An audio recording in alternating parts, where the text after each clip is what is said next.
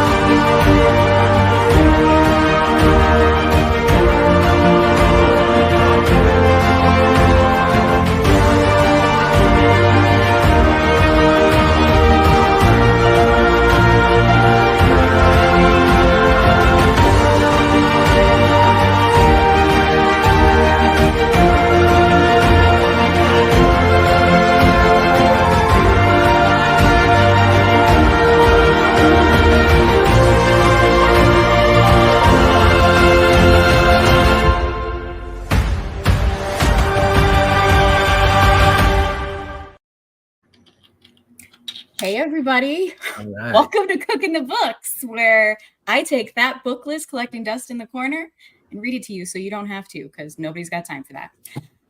Welcome. I'm really sorry for the little flub in the beginning. I got to chatting and forgot what I was doing, so here we My are. fault. I blame both of them, yes. Both of them being my guests. Dom has been here. How's it going? Doing pretty good. Can't wait to trash this book and Yeah, because it was terrible.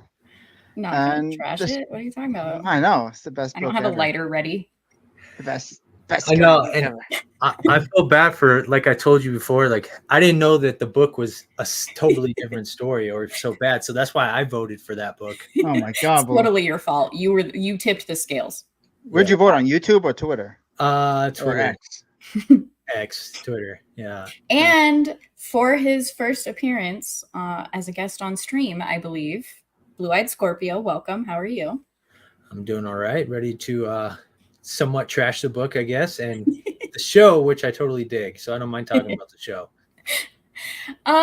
Great. I'm excited for it, and I'm glad you're both here. Thank you for being willing to come on. Thanks for having me on. Thanks for having us on.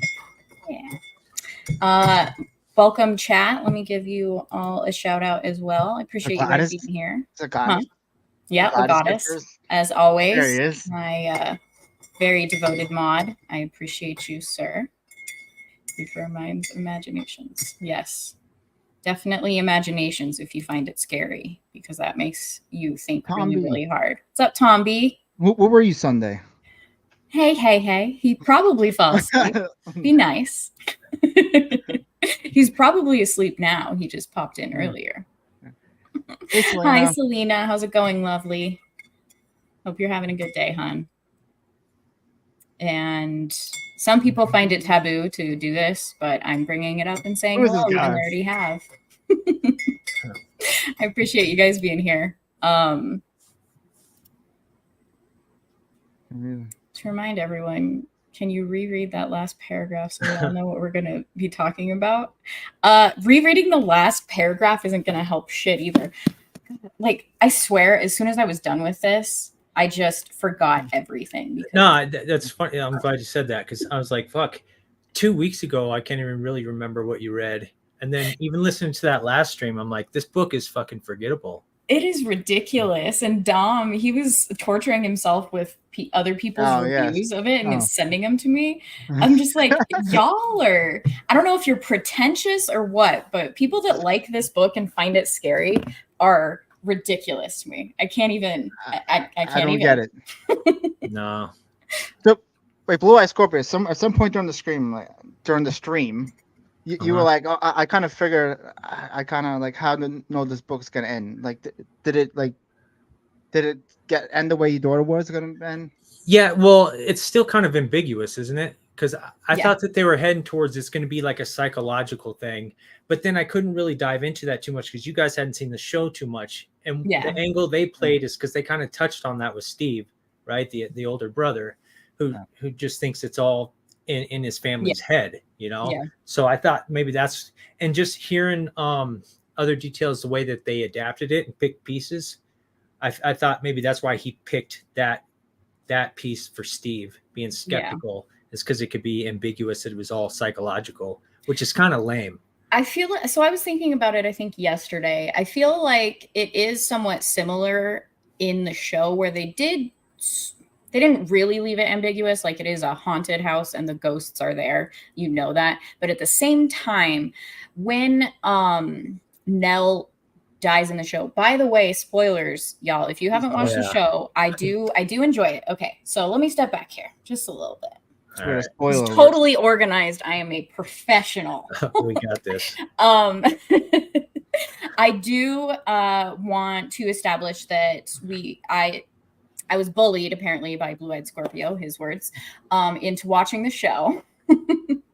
And I actually did enjoy it a hell of a lot more than the book because it's actually a cohesive story. Shocking. And they wrap it up nicely. Like, there's a clear beginning and a clear end. It doesn't need another season.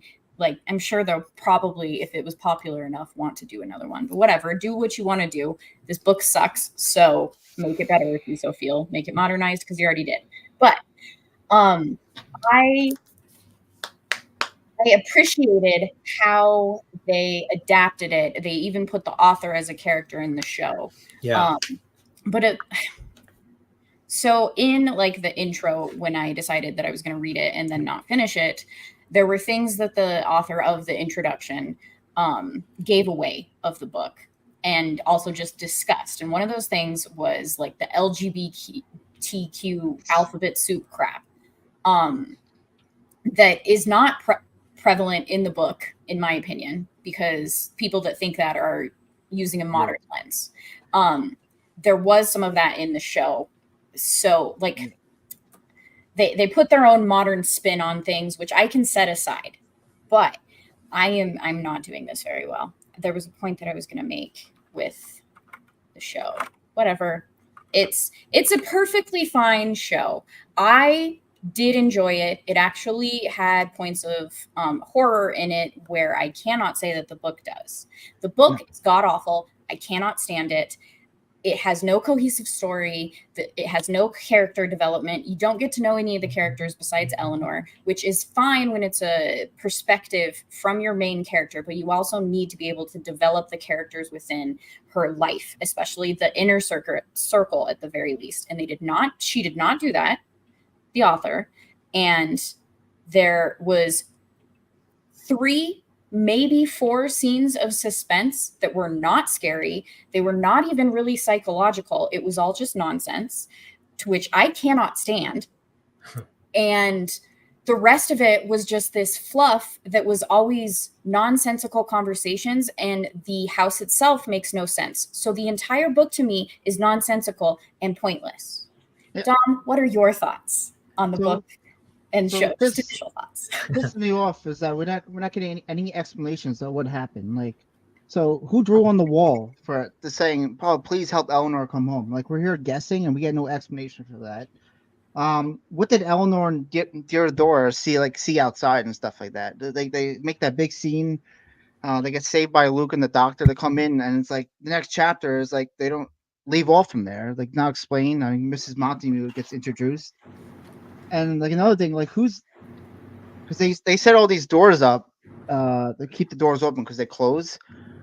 They wonder like who's closing the doors? Is it Mrs. Dudley? Is it like maybe a ghost? Like we don't figure that out too, and it's fucking frustrating.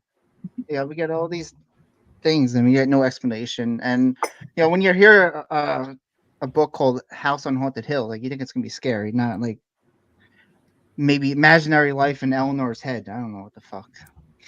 So to separate it, there's actually a story. I don't know if it was a book, but there's at least movies and shows about it.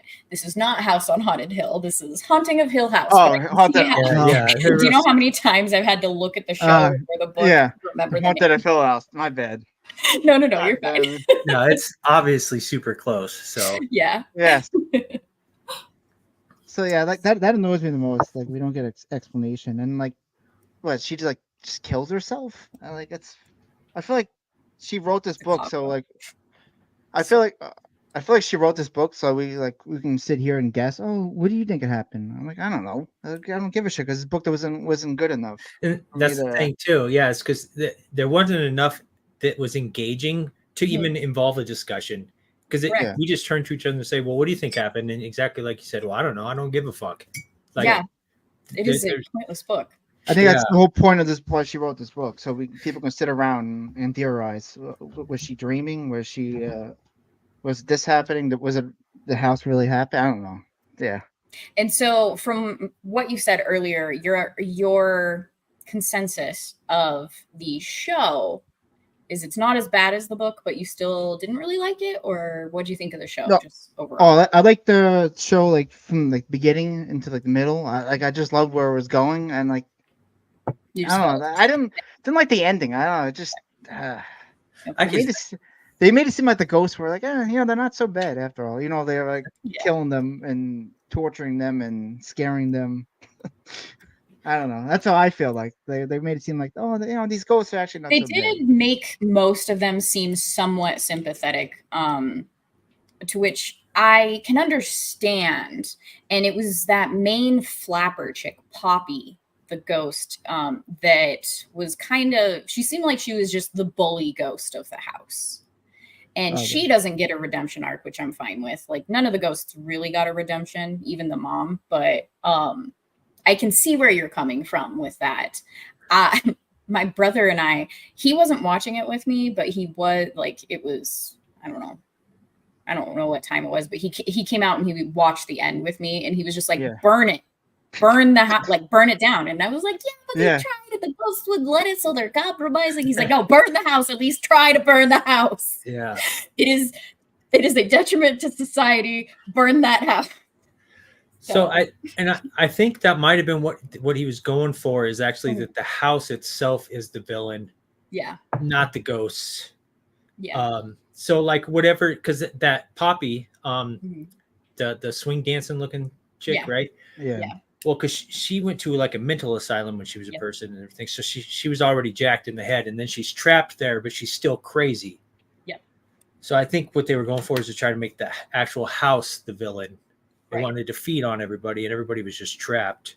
But the ending was, I kind of liked the happy ending, to be honest. But as far as the book goes, when I told you early on, I think it was on a YouTube comment, is it didn't feel very expansive. It felt so confined, and the characters weren't that great to where, I don't know, it just did not grasp me at all.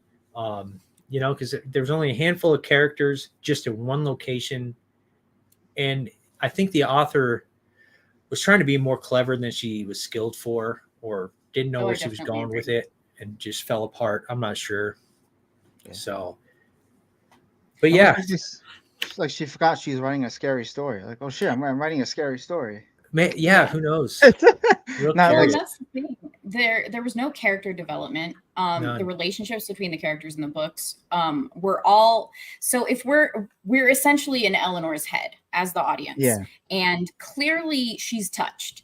So we're seeing everything from her perspective, I guess, and that's probably what the point was to why it was so confusing, because it is a psychological thriller rather than a horror.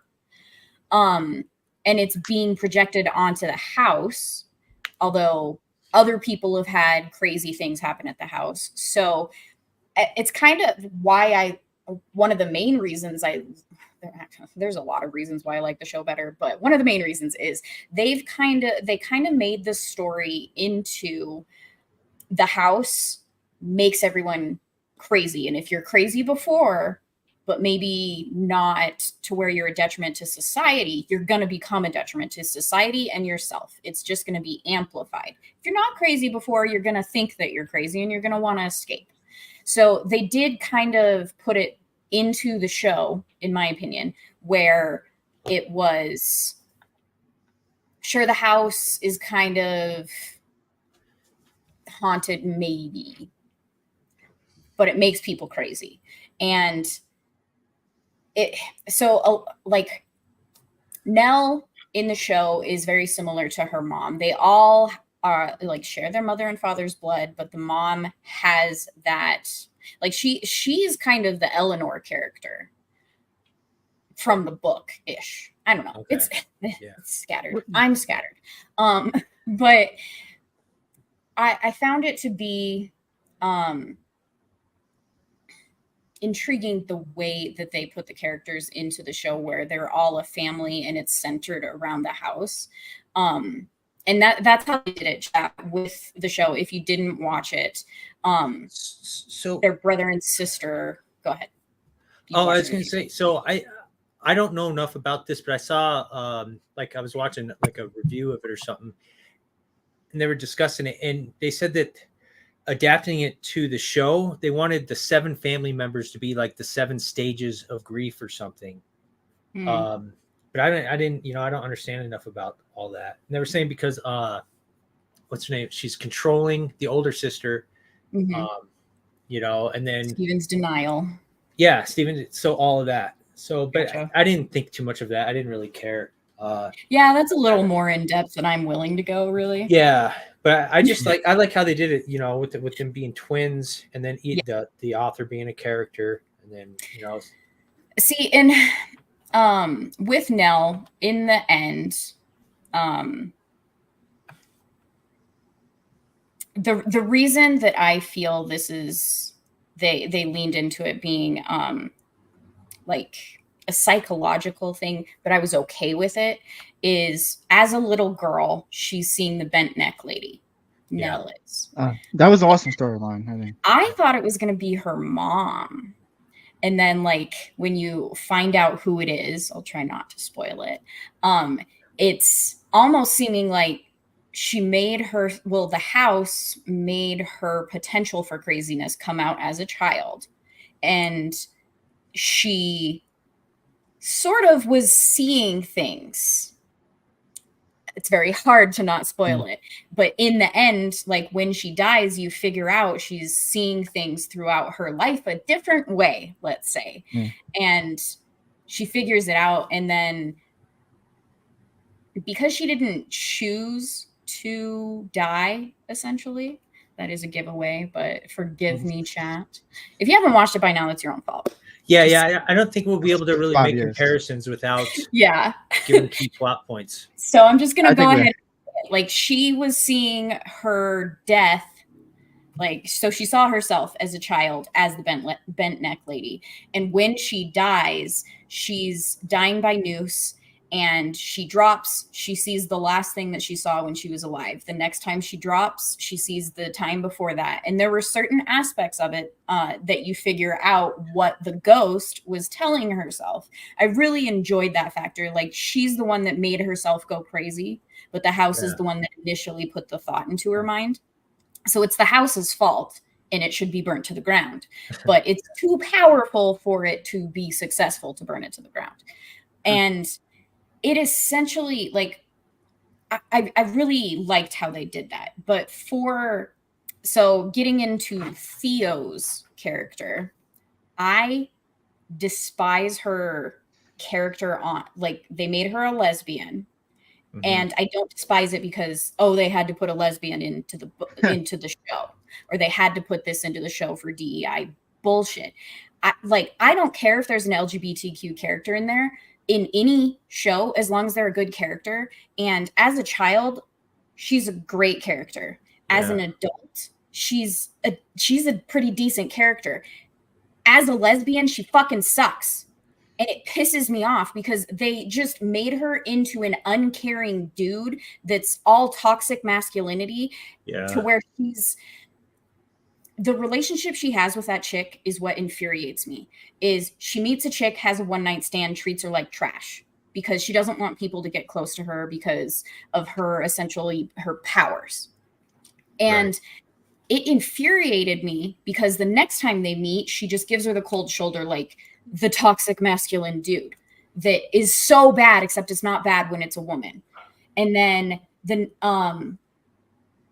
chick that she sleeps with decides to come to the fucking funeral. Oh, sorry. Actually, I skipped a part. She's just like, oh, I'm feeling bad about myself, and gives her a call so she can get the sympathy bang. And I'm like, this chick comes over. Why? I have no idea. It's clear red flags. You don't want to date this woman. But then she comes over and she gives the sympathy bang because who wouldn't for that scene? Like, it's a good scene for what it is. But after that, like, and then she ghosts her again. Like, what the hell? So you decide to show up to her funeral. At that point, I'm like, okay, you deserve each other because you're personally putting yourself into this situation with someone who is clearly toxic and an asshole that you should not be trying to get with. Women do that. Fine. You deserve each other. And then in the end, they go off in a fucking U-Haul. And I was just like, I can't with this. Yeah, like, they really tried to hammer in a characteristic that had no bearing on anything. Exactly. There was no reason for it to be like some womanizer dude or whatever. But it wasn't like a frat boy. Like that was part of the story. Like her sister called her? Yeah. It's just, but they tried to hammer that home and it had no bearing on anything. Yeah. You know, there was nothing about it besides she eventually has someone who can support her, but there was no depth to it, to the relationship whatsoever.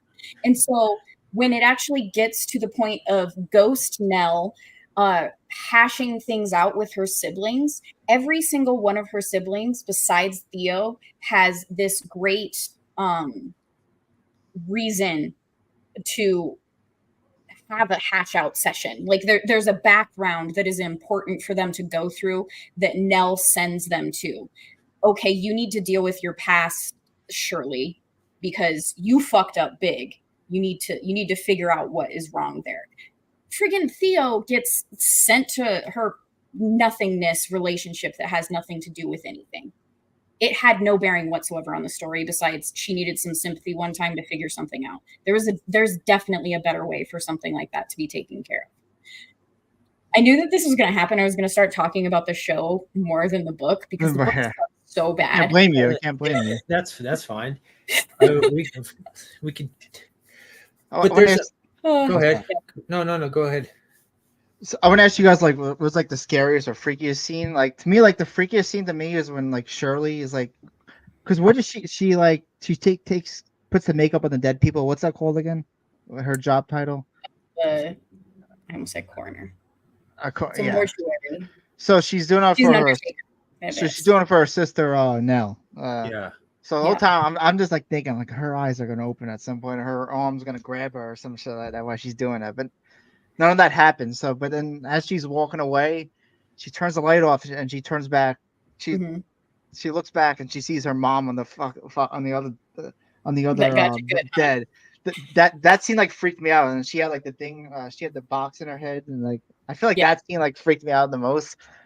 But like the pop-ups, the scariest pop-up scene, I think like I did not expect this. It was when Theo and Shirley were arguing in the car. In the car, when they were traveling to the house, and all of a sudden, a ghost is like popped out of nowhere. Like, fuck!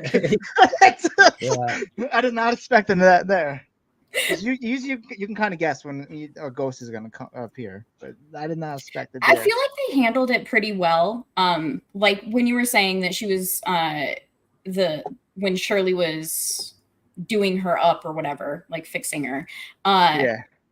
I was expecting something there, and then it didn't happen, and I was just like, that's good because you want to build up that suspense, and then when it does actually happen, like it's not a cheap jump scare. What about you, Blood Scorpio? No, the car one's my favorite one, and that one Yeah. I actually posted on Twitter because that one was my favorite one. But like you said, even expecting it and the timing has to be right, because even in the first episode when Steve sees Nell, and he's got his back to her, and they do a close up on his face, something's gonna happen, but it still delivers when he turns around and she's right there, and then she opens up her mouth like she did. Yep. So a delivery. Ages too, because she wasn't so when she's first in there, she looks normal, so he thinks it's just her. Yeah. And then the next time she's closer, it's definitely changed a little. And then when she gets super close, it's obvious. Yeah. Right. They did that well. You were gonna say something, I think, when I was talking about Theo. I don't even remember. Sorry. No, That's all good. That's what happens when it's multiple people on a panel. But there's stuff though during the rewatch, like because you got the Dudleys, right?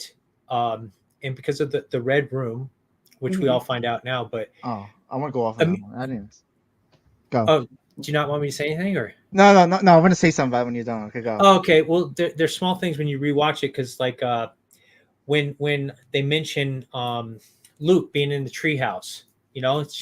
She's looking for Luke, and he's like, "Oh, did you check the treehouse?" And she's like, "Oh, treehouse, you're so silly." Yep. That doesn't make any sense at the time. Not until later. When you rewatch it, it's because there is no treehouse, Yeah. And then when she asked, "Where'd you get the tea set?" "Oh, it was in the the playroom." Yeah. She's like, "Playroom? What are you talking about?" But none of that makes sense at the time. But when you rewatch it, you're like, "Oh, those little things definitely make sense." So I really enjoyed that, because I was questioning it. I was just like, at some point you have to tell us what room that is, and I was speculating that it was the Red Room, because it's clear that Mrs. Dudley just has no idea what room that is. Right. So I did enjoy the payoff of that, and I figured it out when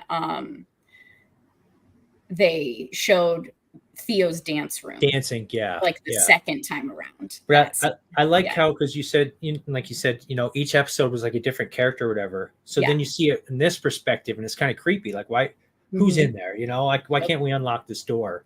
And each character had their moment in the Red Room, and they didn't even know that it was the Red Room because that was locked. It was always locked. Right. Except for when it wanted to let you in, and then but they didn't know that it was the Red Room letting them in, is the thing. They never showed them at the door, seeing the door open. Right. Sorry, Dom, you were gonna say something.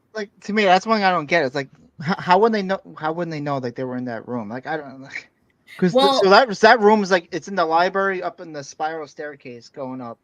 Right. You would know hey, that door is locked. Hey, look, I'm in the Red Room. Right. When it was the mom's turn, and it was her reading room, it was always opening a brown door. So the house was manipulating their psyche, thinking that it was just a regular room in the house. And they did mention, there's many rooms in the house. Maybe that was in the book. Wait, so the first time we actually see Luke in the, what was it called? The Red Room. But his brother comes in there with him, though. Do you remember? Because he sees the drawings. Yeah. So he the treehouse. Got it. Yeah. When we think it's a treehouse, but he somehow enters that room. And another thing, the whole is that room supposed to be soundproof too? I guess. I mean, it could be. That's stuff that they kind of left to the imagination. When Theodore she's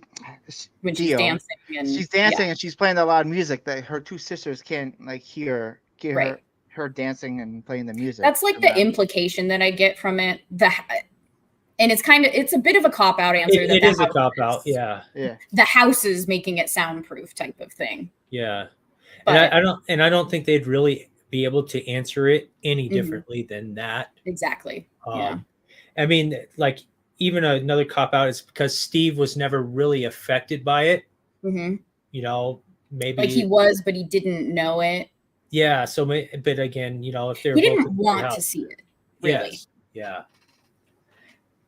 Real quick, I do want to say hi to a couple more people that have trickled in. Tommy came back. Hello.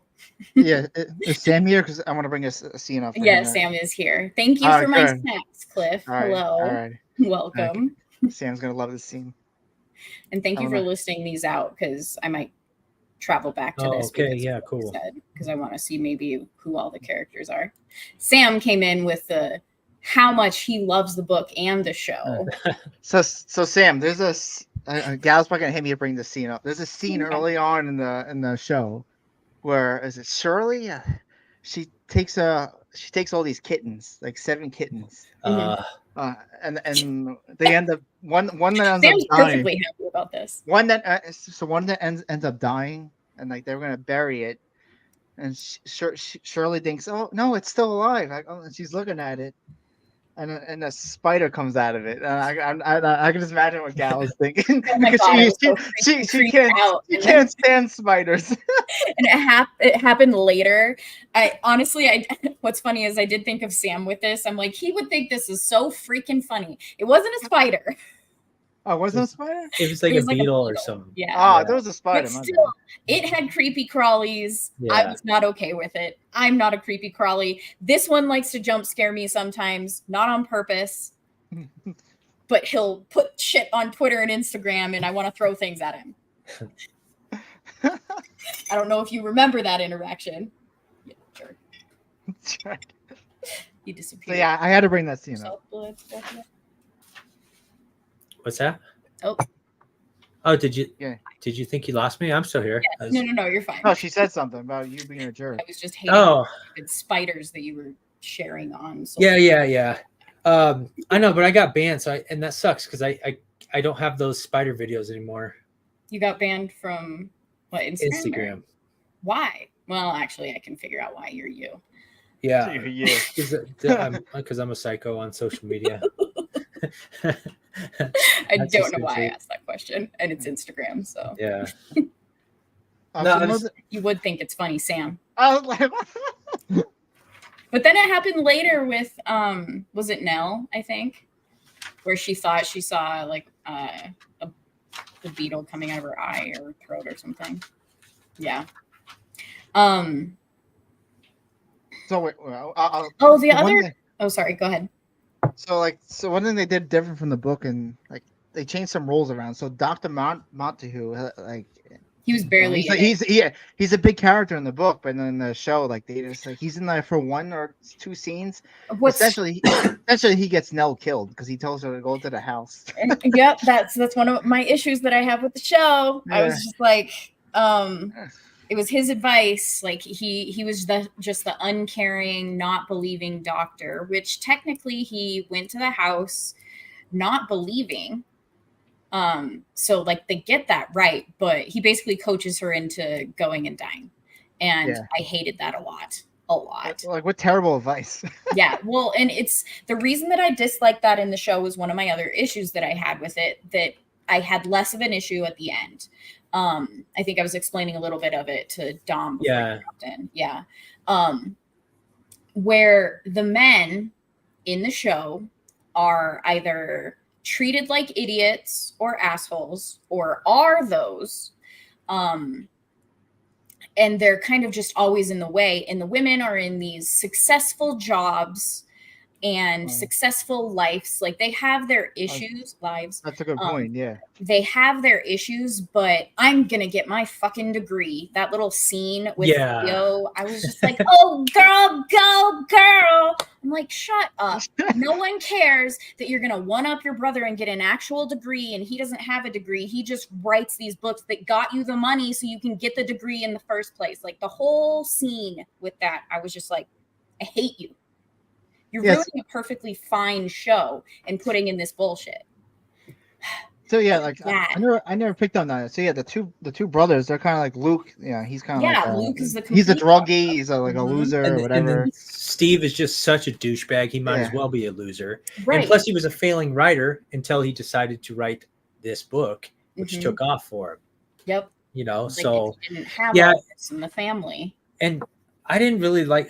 Part of the reason is because that guy was Dario Naharis, the second Dario in Game of Thrones.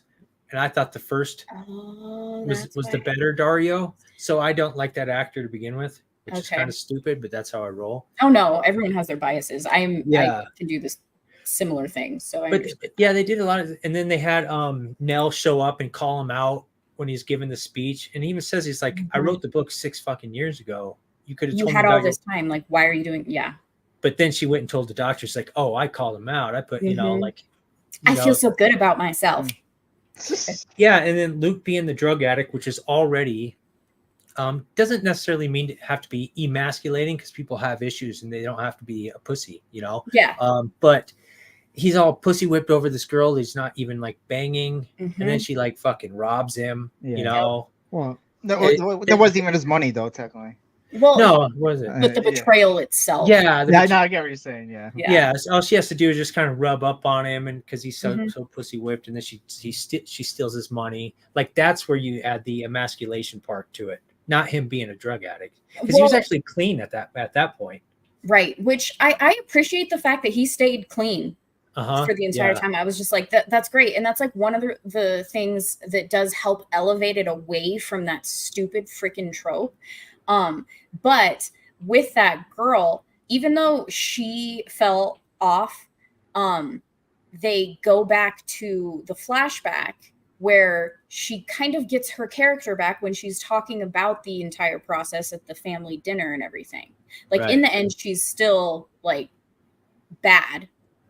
Like, she's a terrible person, but I don't know, they still kind of gave her another winning, shining moment. That's me being a little nitpicky with it, because she does fall off the wagon. I don't know if drugs are considered the same. Yeah, it'd still be the same terminology. Well, even then, they kind of show how Steve's a douchebag, because like, because he's like, oh, I just wanted to bring my friend over. And he's like, oh yeah, she's a loser like you. It's like, well, what the fuck?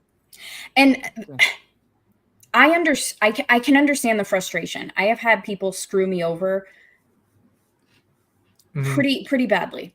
I've had family do some pretty terrible shit. But if they are clearly going through a process, like, he hit his 30-day at that meal. Like, he's clearly trying. Like, at least allow it. Don't fully trust it. I understand not fully trusting it, but you don't have to be a complete douche about it, because that's not going to help. You could be the catalyst that pushes him back into it. Don't do that. Exactly. Yeah. Well, and actually, like, everybody except for Nell, because I guess it was the twin thing, but everybody was pretty fucked up to Luke, kicking him out of the wedding, which is just horrible. Oh my God. Like, she was so proud of herself for that. I did not like Shirley's character. I didn't like even her redemption either. Her husband, my God, the pussy whipped bitch that man is. Exactly. I was gonna ask you, what do you think of Shirley? But then you just went. Yeah. Well, he got her comeuppance in a way, but like, even in the end, they basically seem like, oh, the husband's gonna forgive her. That's how in the end, like. Excuse me, you got so fucking irritated at the fact that your sister tried to make out with me and then you wouldn't even let me talk to you. I can understand it. The situation fucking sucks, and everything that happened, being angry, not wanting to listen to it, being upset, and also being upset at yourself because you know what you've done and it's eating you alive inside. But how fucking dare you? And how dare the show just make it seem like, oh, well, it's fine. She went through a lot. Yeah. No, you need to more, like, the husband needs to grow a fucking sack, because what she did was unacceptable, especially once he learns not, oh, I'm going to reach out and hold your hand while you're telling me about this. Shut the fuck up, cup. Like, the hell? Right. Leave the bitch. Yeah. Take the kids. I totally agree. And even on her part too, because I think Theo told her, like, it wasn't your husband. Like, I went after him, like, I'm the one that made the move, like, and then she's still pissed at the husband, like, and not even letting him talk. She could still be pissed at him because he still touched another woman, but he might have been trying to push her off. We don't really see. He might have gave a little bit of tongue back, who knows, but she knew that Theo's the one that initiated it all, and she still wouldn't let him even talk. And he should be like, listen to me, your drunk sister fucking started grabbing on me. Don't kick me out of the fucking house. What annoys me about Theo's character is like what they did to it, because she has a lot of character and she had a lot of shit that she had to deal with. And what I said earlier about like her relationship, that just takes away from her character. Just completely, in my mind, at least, because she's willing to say that she took the money. She's willing to say, hey, this was all on me. I was drunk, yes, but your husband was clean throughout this entire thing. He said no, he pushed me away. Like, Right. she is a good person under there. And then they show, like, sure, you can be a good person and treat your significant other terribly, but that like it, they made it seem like, oh, it's fine because she's going through so much. No, it's not fine. Stop trying to just say it's okay. There was kind of a lot of that, a lot of sugarcoating, because they tried to say, oh, these people had such a bad upbringing or just a bad relationship. Look at what they went through. Yeah. It excuses everything. Right. But they really were pretty shitty to each other. Yeah. And especially to the dad. And so that's actually where the show does, in the end, kind of redeem itself a little bit towards how they treated the male characters for me. Because the dad, I wish that he would have gotten to talk to Nell and kind of hash things out, but he didn't treat Nell the same way that her siblings did, to where he fully needed to hash it out. Like, he was supportive. He was ready to jump on a plane to go to her before she died. Like, he was there for her. He answered the phone for her. So it wasn't as fully necessary. So I kind of set that aside, especially because he essentially sacrifices himself like he didn't do Ish when to like save his wife. Like, he protected his kids and he did right the entire time. Really, there were things that he could have done differently, but who am I to say that I would have done them differently in the same situation if I were in it? In the end, though, like, his estranged children, he loves, and you can tell he loves, and he's been holding it back. Like, when he was standing in front of the door, when he was talking to Liv, that's her name. I was trying to think this entire time what his wife's name was. Like, that was a great demonstration of, like, I really liked that scene. And he sacrifices himself for his children to save them yet again from their mother, who was trying to, in her way, in her crazed way, also protect them. He made the sacrifice and was able to let them leave and live their lives. So it was a good redemption for him, because the entire time they were just shit talking him. Yeah. And it was driving me crazy. And I was just like, he is clearly, like, he saw some shit that was fucked up. He essentially walked in on his wife killing a little girl. And I fucking loved what they did with Abigail. Like, that entire story arc with Louise and that little girl who you thought was an invisible friend ghost. Yeah. I caught on to it before they got into the room and everything. I can't remember when it was, but I was like, oh my God, oh my God, oh my God. And like, no one's around me to be like, oh, I figured she isn't a ghost. She's a little girl. She's the little homeschooled girl. Oh my God. Like, it was, I really enjoyed that story and how it even got buttoned up in the end. Like, it was so sweet. I almost cried. Like, he carried her and they both basically died inside the house so they could be with their little girl. It was really nice. Like, I loved it. I like that story. Yeah. I'm going to let other people talk now. No. Sorry. Let me say the Dudleys, they had like more of a role in the show than the book. They actually spoke more, and like, so now we go back to the book, because I want to actually. Fine, we probably should talk about this a little bit. So like, in the book, so out of nowhere, like, we were confused. Like, Mrs. Dudley, like, she just starts talking to Mrs. Montague, like, kind of normal. Like, usually she says the same shit over and over. I'm gonna have breakfast at 10. I clean up at 11. Right? Do I have that right? I'm gonna have lunch at blah blah blah. But she talks to Dr. Montague, Mrs. Montague, like, kind of normal. Like, that just comes out of nowhere. Really? Yeah, that was a little weird. But I don't get that. I think it was because we were at like the tail end of Eleanor's break insanity when she was like spying on everyone. So that's the thing with this book. So she's insane. before she gets to the house. And this is it's not a horror book. It's a psychological thriller. Oh yeah. And like the information that you get in the beginning of the book is, oh, she's not crazy. She's just weird. And she daydreams a lot. And then by the end of the book, you realize, no, she's crazy. And the house just amplified that. And then she kills herself. Yeah. That's not a good story, by the way. No, it's not. And people who think that this is a good story are pretentious as fuck. Like I'm calling them out. I'm sorry. This book is pretentious as fuck because it's not giving you information for anything. And it just wants you to think that it's a highbrow book that will be discussed for ages. And it will. Yes, exactly. Pretentious fucks. And so Mrs. Montague, I feel like her character was unnecessary, and the guy she comes in with, Arthur, like I don't get the whole point. Like I feel like they could just focus on those 4 characters, and one of them could have played that game. What's it called? The planchette thing. Yeah, they could make. Yeah. They could have the doctor do that. Like that. Honestly, Tino's character easily could have done that because she's this. I didn't get her character. Type of character.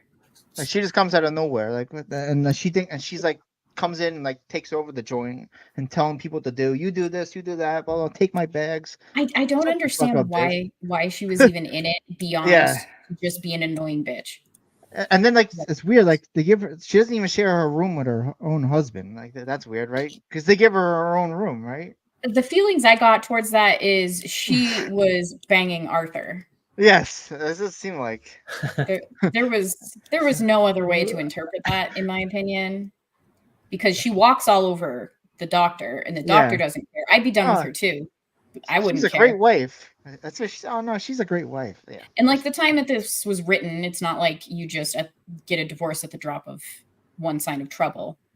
Yeah. You deal with who you're with at that time. So he was dealing and he didn't care. Do what you do because you're really fucking annoying and I don't want you around me anyway. That's at least how I would treat it, her, and how I saw it. But what I thought was interesting until they introduced Dr. Montague into the show, I was wondering if Steve was supposed to be the stand-in.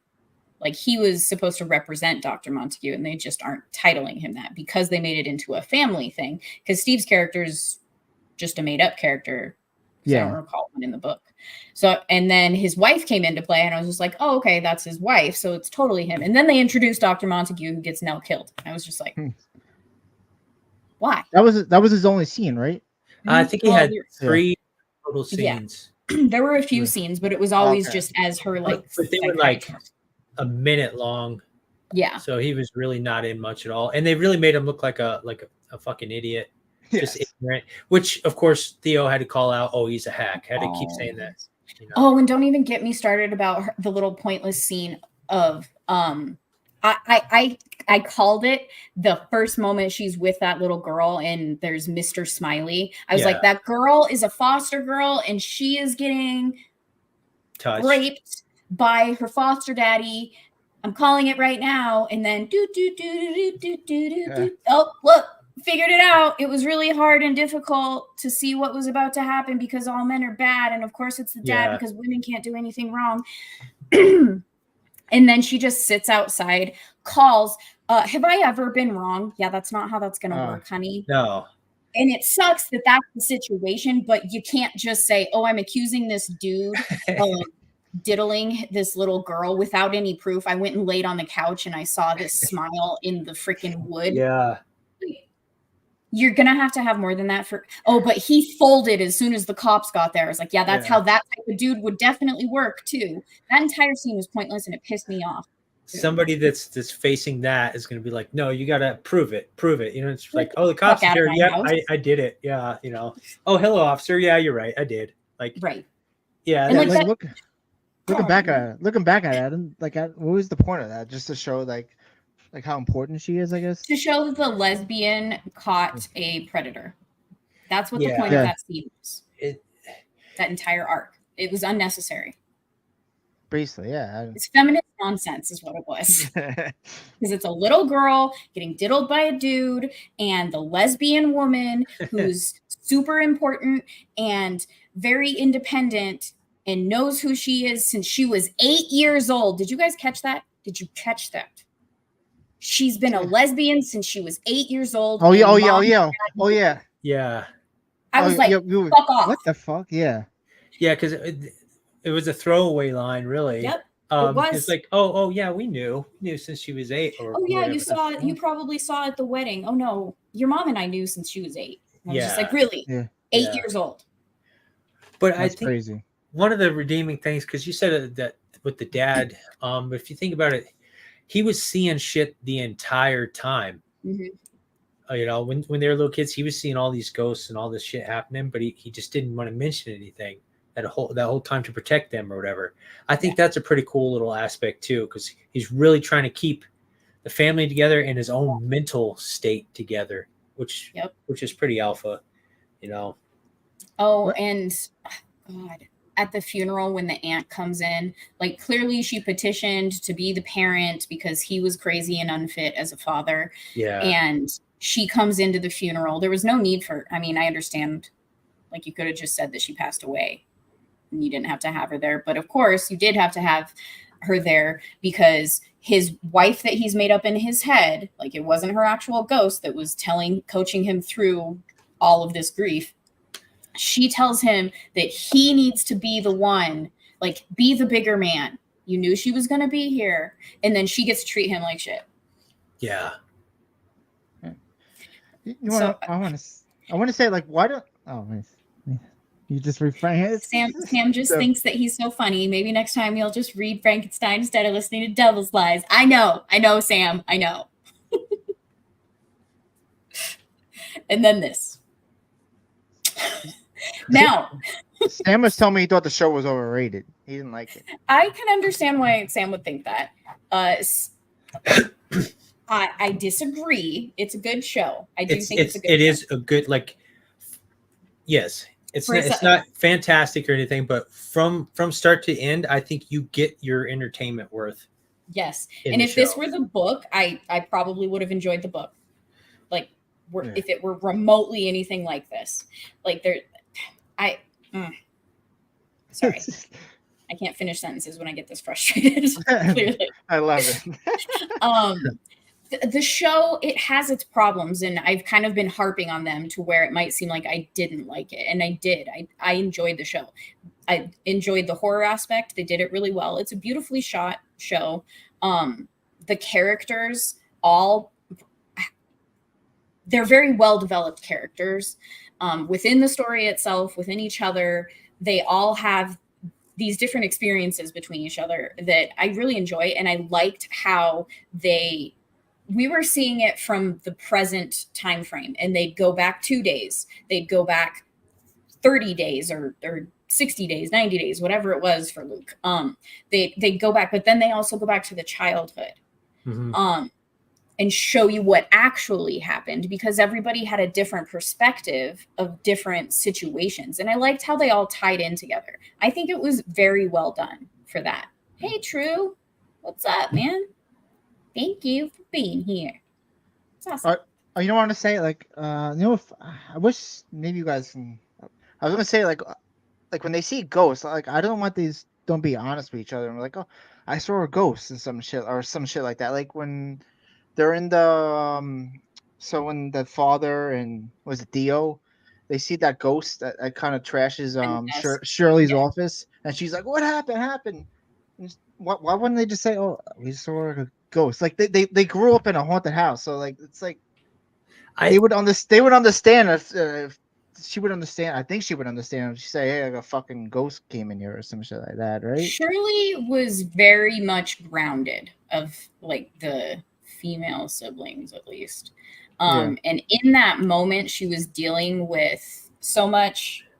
She wouldn't have wanted to hear it from Theo because it was after the situation with the husband. She wants nothing to do with Steve because of the book, but even though he wasn't in that scene, but like I'm just saying in general, she's distanced herself from everyone. Yeah. She wanted everyone to leave. Yes, basically. So Would you guys like? Would you be fine? Like, let's say you're in the situation with Steve writing a book like that. Like, would you care if it was blood money? Like, No. and you would you take it? Take the money?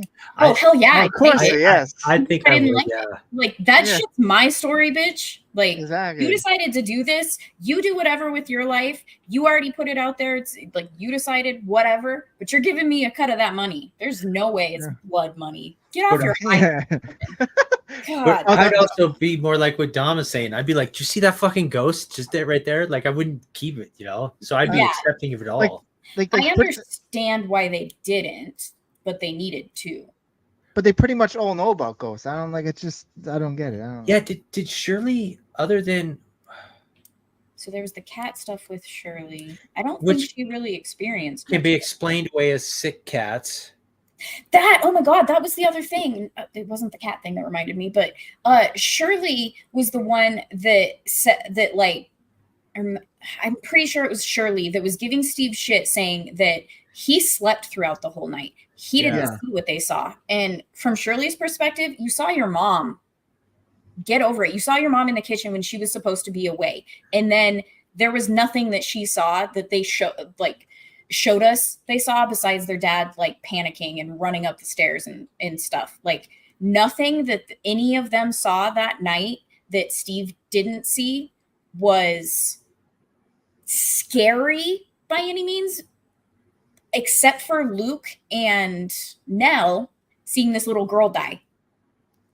None of them really comprehended what was going on, and there weren't ghosts in the scenes there. So like that line annoyed me later on because they didn't really show anything that made the other kids that would make the other kids feel like, oh, Steve, you didn't see any of this paranormal stuff, but we did. Surely I don't recall her There seeing was the pounding when I think Oh, Theo yeah. came in there, you know, but then the dad comes in and says, "Hey, those are just water pipes." Yep. And then you got to think, even though that sounds stupid as fuck to us, but as a kid and your dad is comforting you saying, "Oh, it's old water pipes." Yep. So you can maybe explain that away, but I don't think she really had the paranormal like Luke Mm-hmm. had his shirt ripped. And that's that was the entire thing. The way they made it to where Luke just got into drugs, they made it seem like he had no excuse for it. And I'm like, that kid saw this dead zombified creature crawling at him with a flashing flashlight that was going out, and then it ripped the pocket off of his shirt. That child is gonna have problems. And they tried to make it seem like he shouldn't have had the problems that he had. And I hated But it. Hated how they treated Luke's character. Shirley was the one that sent him down, though, right? And that Not Shirley. It was wasn't Theo. Shirley. It was Theo. It was Theo. Yeah. Oh, my bad. Okay. And Theo figured it out and goes down by herself and then grabs the pocket. And it seems like she still doesn't really believe what Luke said when she grabbed it. And she said something about it. And I was just like, where is that pocket? How did it get there? It didn't get there on its own. He's in the dumbwaiter 11 steps away from you. Like, that pocket's in the middle of the room. Something brought it there. It wasn't a gust of wind because that door, the ladder, was not open. So how did the pocket get there? And she treated it as if he was seeing things too. Before I forget, like because you said like Luke went through a lot. So after that zombie thing, or at one point the dad tells him sometimes you see imaginary friends, because they also didn't believe him about Abigail, you know. Right. So in that funeral part, what he says to his dad before he leaves, he takes the keys and leaves. He's like, he repeats that line back to his dad. He said, "Oh, you know, sometimes they're imaginary, right?" Or something to that effect. Like, so he held that, he grabbed onto that whole, to touch on what you were saying, the drugs and him being all fucked up when he was a kid. It was something to do with that, with the hat, like the bowler hat. Yeah. I was saying with Shirley, like I was so glad we got that satisfaction of her, like because they treat her like she's like Miss Perfect, and then we find out that she cheated on her husband. Like that was just like fucking perfect. Like like you ain't perfect. It was until all was forgiven later. Oh yeah. It still pisses me off because it would have been terrible him learning in general, right? That she cucked him. The fact that she was so high and mighty and wouldn't let him have a word to explain anything that happened. Go fuck yourself. Yeah. With the bullshit of like, you're not even hearing the conversation. It's just like them showing how everything's like fixing itself. He didn't even stand up and throw his arms up and look like he was yelling at her or anything. It was just calmly, I'm going to treat you properly because you've been through so much already. Honey, I am here for you because I'm a fucking twink ass motherfucker. Well, I hated her husband. And the thing is that they tried to equalize it again, the whole feminist shit, because behind her back, he was taking the blood money. Yeah. But it's like she was giving away like free funeral sessions. Exactly. You know? He's like, our business is going under. We need this money. Yeah. So that justifies, oh, that's equal to having an affair. Absolutely. What's funny is like they're trying to make it like her some sympathetic character with that. No, it's just showing that she's a woman and that she needed a man to handle the money and keep them in the black. And even he was struggling with that because she was being so much of a fucking emotional woman and being too sympathetic. Like, if you can't run the business, then you shouldn't be running the business. Right. Yep. Go ahead, Dom. No, you go, because I've got. I was just going to say, well, this is clearly a horror, but there is. I wanted to say that there's some psychological, because they do a little bit of time travel stuff, because the mom is like visiting him, and then she's like seeing the future of how they're going to die. She says, I see bodies hanging from the ropes right here. Yeah. And then of course, bent neck lady, she's from the future, like visiting. Yep. So I don't know how, like, if they were still trying to make it seem like maybe it is psychological, but then why even show the Dudleys submitting themselves at the end to die happy, That was the other thing that annoyed me for like the modernization of it. Even though there's a touch of it in the book when they're talking about how Hugh Crane, that was another interesting thing too. Really quick. The Cranes in the book, the last name is spelled differently in the show. Okay. Oh, really? So it's Crane. Okay. And in the show it's Crain. So I thought that was just kind of something silly, but fun that they changed, but it's still the same as the book. Like, it's the same family. But the religious thing in the show. So in the book, there was that one scene where they found in the library what Hugh Crane had made for his daughter about like, don't be a hoe or you're going to burn in hell. That crazy religious type. That's what he was. So there was a nod to that, except they went too far with it, where anytime the Dudleys said anything about religion, it was always just slapped down. I'm not a religious person, but it irritates the shit out of me when religion is just completely blown off or talked shit on, like, because it's on purpose. Yeah. In modern times. So that annoyed me with like the Dudleys, and like they're the most clean characters in this book. A show. Well, both. Whatever. They have more of a role in there, like especially the husband. Like, he's barely in the book. Yeah, Mr. Dudley. I don't even really remember mentioned much at all. Yeah, it was really just the beginning. And that was it. He definitely had a more prominent role, which I enjoyed. I didn't really appreciate the guy's acting, but I did enjoy the scenes where he was talking about how they lost their child and what the house was. It was a very gripping story. I feel like his delivery was not the best, to where it was as gripping as it could have been, type of haunting story like that, where they lost their kid and she's hearing the crying child. And so he comes and he hears it as well. And he just knew in every fiber of his being that was his child's words that the child never was able to get out. And that's when they stopped going at night. All of like that. I really enjoyed that. I really enjoyed like their entire role, because Mrs. Dudley was also kind of a guiding light for Liv, the mom, to try and keep her sane. Like, she was just like, it would be good for you to take some time. The Dudleys had great advice. It was just too late at that point. What was this? Oh, No, go ahead, man. Quick question, because I remember I was gonna say so the guy who plays Shirley's husband, who is that? He looks familiar. Hey, Yeah. Thomas. I How are will. Thanks I for don't think coming. he's been in a whole lot. Yeah. Oh, sorry. What are He you looks thinking you saw him from? His I'm name not is sure. Robert Longstreet. Nothing. I don't know. I have to look it up. Yeah, because I'm not sure what you've seen and what you haven't. He was in How about Halloween Kills. How about the mom? She's in She's in a something. lot of stuff. Yeah, I thought she seems familiar. The mom or the Dudley mom? Which the mom? The mom. Yeah, the mom. Yeah, she's been in a lot of, like, I remember Yes. her all the way back in Snake Eyes with Nicolas Cage. She did. She's definitely familiar. Yeah. The dad, though, Hugh Crane, it really annoyed me, and it took me out of his scenes that he was wearing blue contacts. So his eyes matched the older Hugh Crane. And I was like, just find an actor that has blue eyes, or get better contacts, or CG that shit, something, because it was distracting as hell for me. They weren't natural. Yeah. I guess I didn't even think of that, but they did stand out to me too. I was like, why are his eyes so weird?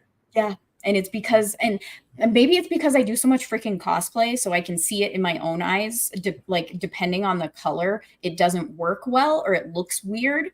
But it'll be like the only pair that I have, or something.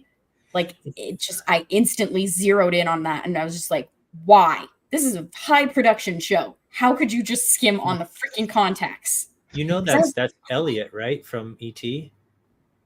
I wasn't a big fan of E.T. Oh, okay, but still, well, he was a little Elliot. Yeah, I didn't really watch E.T. Okay, it's crazy. I know. Well, I'm an older guy, so I remember liking it as a kid, but I didn't like it well enough, like I did other like baseball movies. Well, this whole crew, though, they do kind of like a American Horror Story thing. They have like 4 other horror shows that they've done together. Like the production crew. Yeah, with the actors and the writer and director. Okay. I could see that, because I only watched the first season of American Horror Story. Mm-hmm. But I could see that there's a definite feel to it that's very similar to that. So that makes sense. Wait, yeah, I'm gonna bring some up, because you were all over this in the book about the cup of stars. So we never. They actually do bring that up in the show. But one of the former families before, it was their cup, right? Yeah, it was Jacqueline's cup. I think. Right?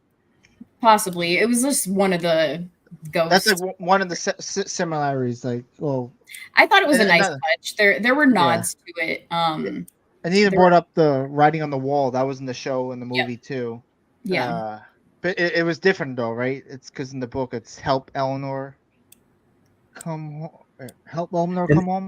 The show was I think it initially teased it that it said come home, but it was welcome home is what it ultimately said. And then I don't know what it said in the book. It doesn't matter. Guys, we've gone on for an hour. We haven't seen the famous quote, "Journey ends in lovers meeting." I don't want to hear it ever again. Oh my god, I got to end. It was when my brother was out there watching with me. It comes up, and my brother, he has no idea. He doesn't watch this. Like, he didn't read the book, so he doesn't know how annoyed I am at that freaking phrase. And they say it twice, and I was like, why didn't I think that they would say it in here? They didn't say it the entire time. I'm so traumatized. I know they didn't bring up the whole show, and then I'm like, holy shit, I forgot about that. Oh man, it made me so mad, and I'm like, of course they're gonna use it, so it shouldn't make you so mad. But God, did it make me mad? And then they drop it again. I was like, oh my god, why twice? Why? It was so corny the way they did it too. I was like, that's so forced. It was stupid. Yeah. There was a song that was playing in the background of one of the scenes, and I'm pretty sure it's one of the songs that's in the book, because they did 2 different ones in the book. Yeah, the songs you didn't sing, so we don't know. Yeah, because I'm not gonna sing things when I don't have the tune to them. Okay. So how are we supposed to know if we didn't hear the song? I told you it was a song, and I told you I wasn't singing it. So if you didn't listen to the words, that's not my problem. Can you sing it now? No, absolutely not. I almost went to the book to try and go find it, like to confirm, but I didn't feel like it. Oh, I'm wrong. The spelling is the same in the show. Oh, it is. I, Oh, my my bad. eyes just think that it should be spelled differently, I guess. Or you might have seen Crane somewhere It's true. written down or on labeled on something. I appreciate the solidarity. It could just be my faulty memory, though. But, And another thing they kind of threw in there in the show, like, so, and Eleanor in the book, I guess the one like kind of scary thing, is like when she's sleeping at night, she thinks she's feeling the hand. The hand Yeah. thing. yeah. I think that was in the show.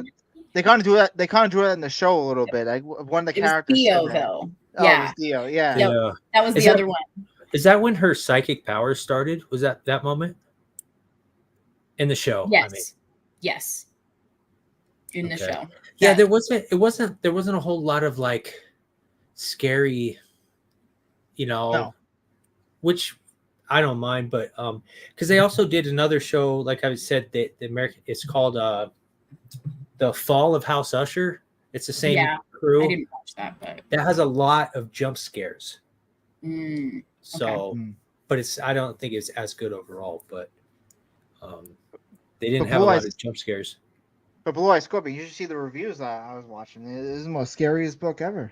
You had to watch this he book. sent me clips of the. Yeah, you had to watch this book with the lights on. It's really How old scary. were these people doing these reviews? No, not old. I think they're just trying to sound profound and intelligent. That's what I'm saying. Like, it's pretentious. Anybody who likes this book is Pretentious, just yeah. they're trying to be pretentious, or they just are pretentious. Yeah, It's like how people treat Jane Austen novels. Overrated as hell. I read The Pride and Prejudice and I wanted to throw it. Just like this one. Well, not as much as this one, actually. One day I want to. Could you have But it's for the terrible? So in the book, when it ends, what is Eleanor on? Like she's like, because Luke had to go up something to get her. Like, and they're like, be careful, be careful. it was on the spiral staircase. Oh, that's what So it the is? way that it's described in the book is different than the show. The staircase is going up to like a latched door that just goes to the outside. Yeah. So it's kind of like a crawl space type of latched door in the book. But in the show, they made it to where it's like an entire landing, and then there's a room that they walk to. The red door. that's So where the she's- red room was at. Yes. So So in the book, she's running up those stairs, and they're so old and rickety that the stairs are pulling away from the wall that they're attached to. And that's why it was dangerous to go up there. Okay. So that's another thing. Like, she never explained. We never got an explanation of why she hates the library. Remember that? Like pisses you off. Yeah. I don't Yeah. understand it. There was no reason. I don't Because she was remember. like so scared to go in there. I And think like, it might have been something to do with her mom and books or something at one. I don't care. yeah, okay. And like the random cold spots, no explanation for that. And there was a nice nod to that in the show too. Like I appreciated how the show put in certain aspects of the book, even though it is a book whatsoever, which thank God for that. And that's why it was successful, because this book is terrible. The cold spots was another thing, like when the mom was just like, do you feel that and everything? And Oh it was yeah, just yeah. in here, but yeah. yeah, So and then it's cold it was everywhere. cold everywhere for Theo. Yeah. It's summer. It's summer outside. Mhm. Yep. Yeah, I think the reason that I also hate that throwaway line of ever since she was 8. Why? Because she was a tomboy? Because fuck Yes. you. Very much. Exactly. yeah. I mean, but she was still doing like when in her dance studio, that was a woman dance that she was doing. Yes. Like she still had these aspects of being a woman. Being a female and dancing, yeah. She wasn't watching Michael Jackson and doing his hip thrusts, or Yep. she was watching a woman and trying to dance like a woman. So Yeah. that was kind of dumb. But so the grown up Theo actress Mhm. is married to the guy that adapted this. Really? Yeah. So she's in the other shows too, but they are very like, so in one of the shows, she I don't know, doesn't matter, but she's got hairy armpits and she's, of course she's, I know. So they do definitely inject their own feelings into things. Ideology into it, but it just solidifies that for me. And it felt forced is the other thing. Like, we have to put this in here. And it just makes me wonder what kind of guy that dude is. He looks like you would expect, kind of like a liberal cucky. Yeah. She's a good looking woman. She is. But I mean, if she's batshit crazy lefty wise, yeah. But so they obviously don't separate. But I won't say, like, even though that is kind of stupid, how would they know? I don't feel like it was really beat over the head. It wasn't. It was really thick for a line or a dialogue. It was laid on thick. But as far as the show, it was not laid on. Right.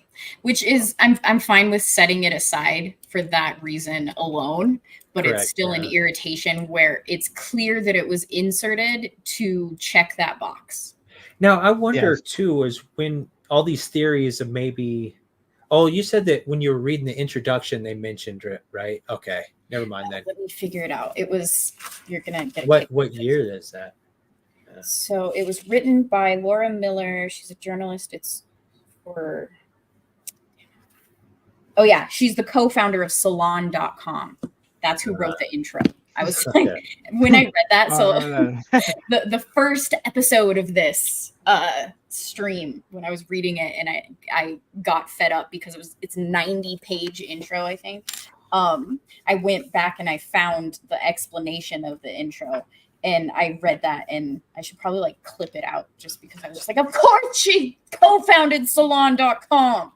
So ridiculous. Yeah, remember you guys want us to stop? You want me to stop? Like, yes. Let's get right to the book. Well, and that's why I was like, maybe you should finish it off stream. Just I should just get it over with is what why I was saying that. Oh, and another thing when I bring up trash about this book that gals all over, the inconsistency with the chapters. Like, oh my God. You kind of looked up the reason behind it, but it's like, what was the reason? I don't see. I think Jackson had put it in there. No, I think Jackson it too. I think so. Or no. I think I did. Yeah, Jack might have. Because that was weird. It was like some chapters were like 3 pages or. Yes, not even. Yeah, not even. There was one chapter where it was 3 paragraphs. Yeah. On one page. Oh, so like, it's supposed to set the tone, or I forgot what the bullshit. Yeah, it was something to do with nonsense about that. Like, I know it's like, nigga, so stupid. That's another dumb thing with it. Look, that's another thing people don't bring on the reviews. Like, man, talk about how dumb the chapters are. Like, it makes what were the reviews praising it? How were they praising it? They actually some guy thought it was like scary 9 out of 10. Some guys, they thought like the characters were like, the characters are great, and like they have great storytelling. You're just gonna fall in love with these characters. I'm like, what? Yeah, it was. And even there were comments on it saying how much they loved it and crap like that, and I was just like, no. You're all what's the phrase? Oh, you read some of the so you read some of the comments? It's a vulgar phrase, like they're all jerking each other off, basically. Yeah. I think that's just, again, pretentious, and then I think other people are latching onto that where they want to feel smart. Yes. I'm pulling it up here because it was really annoying. Just read this book. I really like it. It is not a scary book, but the character of Eleanor is amazing. I find it so sad that she thinks that it is her fault that her mother died and that her mind is slowly getting corrupted by the house. When Eleanor and Theo go walking into the night, it was actually unsettling. Love this book so much. Fuck off. Oh, so that's another thing I want to bring. So like when the book ends, like they kind of describe like how everybody goes off, the doctor does this. They don't describe what happens to Eleanor. Like, so are we supposed to? I guess. So you're just supposed to fill in the blanks that and honestly, it's probably they do it well enough. Essentially, like anyone who's about to off themselves is probably thinking exactly what Eleanor was thinking. Why am I doing this? Oh, Why and are you Gallard. letting me do this? Yeah. Yeah, I had to bring this up because I called this out. I called this out to you. Like, so the one thing we did get an explanation on, well, at least for me, because I brought this up to you earlier. Remember when Eleanor is describing the deal? I can never say her fucking name right.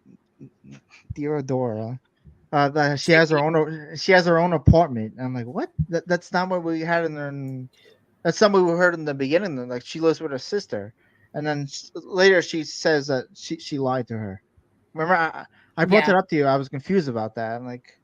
I know. I'm like, yeah, that's, and I'm like, that's not what we heard in the It was, beginning. honest to God, like it was nonsense. And to do something like that to the reader is even more nonsense. So at least I got an explanation for that. But I mean, Yeah. that's like a small thing. Yeah. So much of this is ridiculous. I was thinking like maybe Eleanor killed herself because she was like like she felt like this house gave her a purpose, and like because she had nothing going for her in her life, and like so she was so pissed that they sent her away, and she's like, I might as well just give up. I have nothing going on my life because she doesn't have a job. She doesn't have anything going. It was because like she was using the excuse that the house won't let her go, and she's not going anywhere, and it's her answer to stay at the house to where they can't make her leave because she thinks that like the house won't let her go anyway. This is how she's going to stay. That's her reasoning behind it. Yeah, and then like she essentially steals her sister's car. All right, I know they share their car, but like, like, can't you do it another way without fucking up my car? Right? Yeah. Like, just never mind. I'm not gonna say it on YouTube. No, but that's just because they didn't establish enough. Go ahead, Blood. No, they didn't establish enough for that to be like a good closure. Right? Oh, absolutely not. That's. No, there wasn't a single finished story in this book. There was no story arc at all. Like you don't get answers. I understand wanting to not give away all the answers to everything. Like you can imply, but you actually have to imply something with them to where you can figure it out. And that the one that I'm most interested in knowing what happened is when her and Theo were walking in the garden, and Theo obviously saw something different than what Eleanor saw. And it was scary as shit to Theo. But Eleanor just saw a freaking garden party. People dancing. So the crazy person saw some like fun stuff, but the not crazy person, Theo, saw some scary shit. And you're not going to tell us what it was? Are you kidding me? Yeah. And then the other one that was like somewhat interesting, but I was pissed by this time in the book, was when the house was like changing itself or whatever. And they were all in the same room after Mrs. Montague had gotten there, to where the house like shook itself up, and like Eleanor seemed to be off in the distance and the walls were falling down and this whole thing. Like I wasn't interested enough anymore because I knew it was going to end abruptly and I wasn't going to get answers to it, and I didn't. So I'm not as interested in figuring out the why, how, what of it. But that one garden party, I would like to know what the hell happened. And you don't get any answer to anything. And we called it too. We're like, we're not going to, right? And it's just going to. We're at a time where we're reviewing it. We were not going to get an answer to it. They were at breakfast or something. Go ahead. So, Dom, do you think, and kind of to you as well, Gal, but first, Dom, your problem is, so you really like horror. You wanted more jump scares, more kind of scary stuff for the show and the book, or? I want to say I'm the biggest horror fan. So if I would have liked that more. Yeah. But now, if you hadn't been disappointed with the book, do you think the show would have been improved for you, or is it because both weren't scary? It kind of was lame.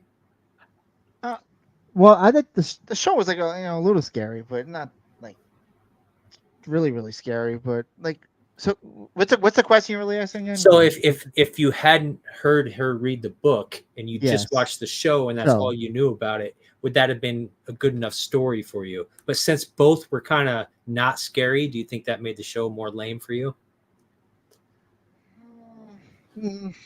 No, I wouldn't say that. I fairly enjoy the show, so like I think I would think I would enjoy the show even when the book wasn't that, even though the book was terrible. If that was the best way to answer your question. No, no worries. And Gal, Yeah. like, just for you, like, if you hadn't read the book, or if you had read the book after the show, do you think, like, what do you think your perception on both of them would be? So I've thought about this after watching the show, because I normally, so like I think about it with everything that's in an adaptation of a book. So with John Carter, I saw the movie before I even knew it was a book, and so I read the book on the last set of streams that I did, and I appreciated the differences in the book for certain things more than I appreciate, or the similarities in the book sometimes more than what they depicted in the movie. With this one, I would not have liked the book had I read it after watching the show. I definitely didn't like it watching it before the show, or reading it before the Yeah, book. yeah. The show I would have appreciated probably about the same. Okay. Honestly, it's because it can stand alone. It doesn't Yeah. even need the book for reference. No. I think because I've read it, I did appreciate those little Easter eggs within it because I read the book beforehand. It's hard for me, since I did read it beforehand, to know how I'd feel if I hadn't read before. I probably would have just been like, okay, that was kind of random, this cup of stars. The cold spots would have made sense just within the story. But seeing, I think that's so. Even though the book was lame, though, but the little, because me hearing you read it and then hadn't seen the show, so like cup stars, cold spots, whatever, just little nods, little touches, I thought improved the show for me, personally. Like after I watched it again after hearing you read the book, that I understood a lot more references. Yeah, and I feel like that's always going to happen for if you do it backwards, essentially. So if you didn't read the book beforehand, because even with John Carter, reading the book, I was just like, oh, that makes more sense now. I appreciate what they did in the movie to kind of reference the book that way. And then I appreciated some changes that they made, and I didn't appreciate some changes that they made, or like the way they did things. That actually makes it to where the book was good by itself, but it had its points that I appreciated more so in the movie. I feel like that makes a better movie or show when you can appreciate it separately, but also after finding the source material. And if they changed something that you liked more because of the change. With the show, that's a similar feeling. It's just I hate the book, so I was gonna say that I enjoy that too, because I told Gal this. Like I'm not the biggest book reader. I only books I read was in high school. So like same. When I watched the show, like so it's like really rare for me to watch a book before I watch something. So I fairly enjoy that, like just like stuff I learn from the book and like see in the movie, because I always heard that as a kid, like, oh, when I watch a movie, oh, the book's much better. The book's much better. And then I was never a bigger book reader, and like I always thought about doing it, and then like it never did. And then Gal started this thing, and maybe this be my intro to do it, and it got me going, because I even asked her, like, I want to read a book on my own, like, and she gave me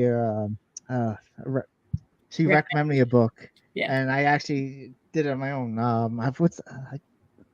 What's it called now? I can't remember what it's called. One of the Star Wars book. It's the now I don't remember it, but it's one of the recommendations that Kinnell gave for a Star Wars EU book. Oh, he knows his shit. The Thrawn trilogy. Thrawn trilogy. Yeah. Yes. So I like that. But yeah, going back to Quest, I enjoyed that, like just learning stuff. Reading the book and then watching the show and getting the references and shit like that. I like that. So yeah, it's kind of nice. I immediately didn't like the book because I said to Gal right away that it just felt like a smaller universe. So it never really grabbed me. And then the further we got, and nothing more was being added, just even substance wise. It's just and nothing. You can stop there. It was nothing. This book is nothing. I can't even believe it. You know what, Sam? Shut your trap. You know how my memory is, jerk. I just don't remember the title of the damn book.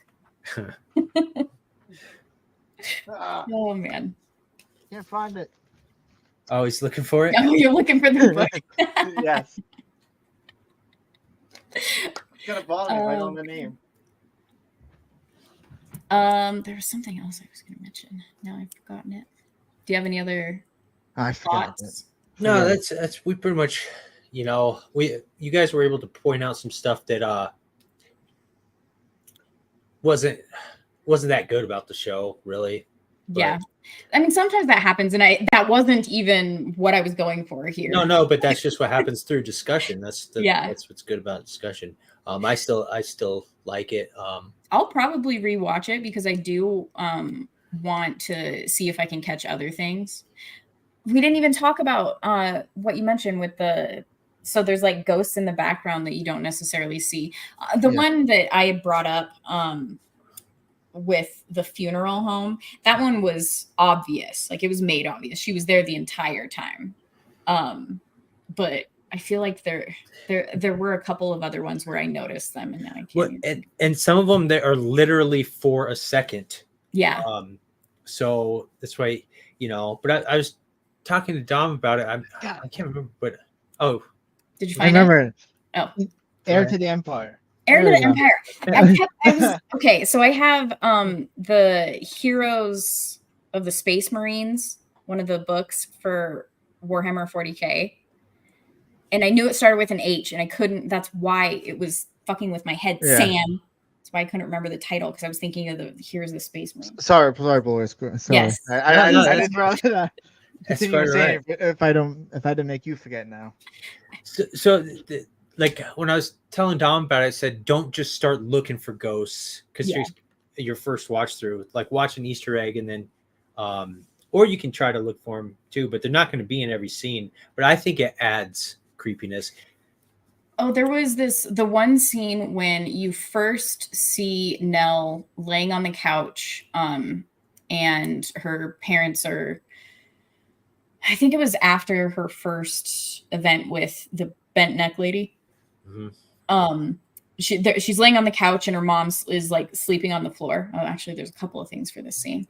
But the first time around, the mom gets up and leaves, and there's this shadow that moves from behind the couch, and it could be that it's just the shadow of the mom leaving, but the way that it moved to me, I was like, oh, that was creepy. Like, there's about to be a ghost situation happening. You can obviously just get that because the mom's leaving and they're still lingering on the kid. There's going to be a ghost situation happening. Right. But it was just it was a very short shadow that moved very weird from behind the couch. And I don't know if you guys noticed that, or if any of the videos you watched. Yeah.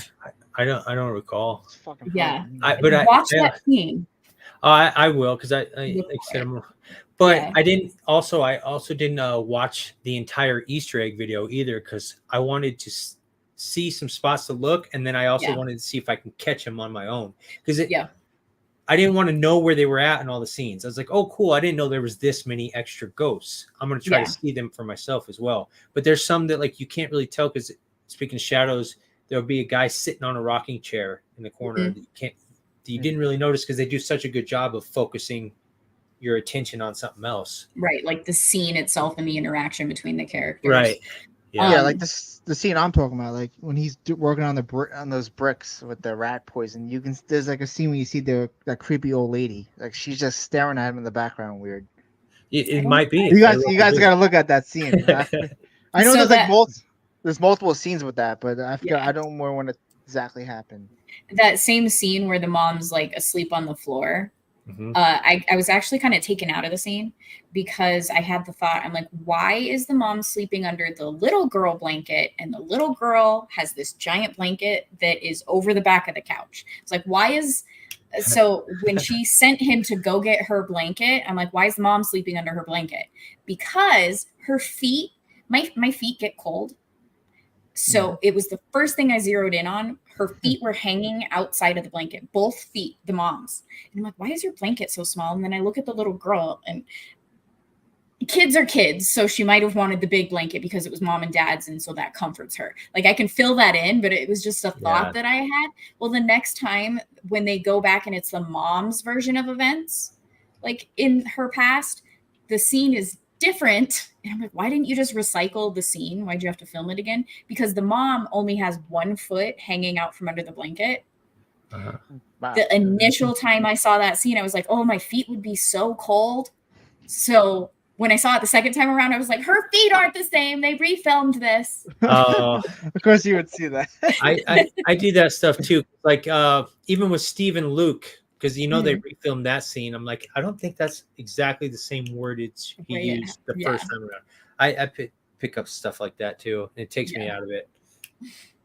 And so with a show like this, you don't know if it's on purpose either, because like that's true. Who's remembering it and which one's like the correct? I mean, with my version of it, with the feet thing, I'm like, why wouldn't you? Why wouldn't they just recycle it? Yeah, because they didn't really finish. Well, I don't know. And there's not really anything different with that scene. Correct.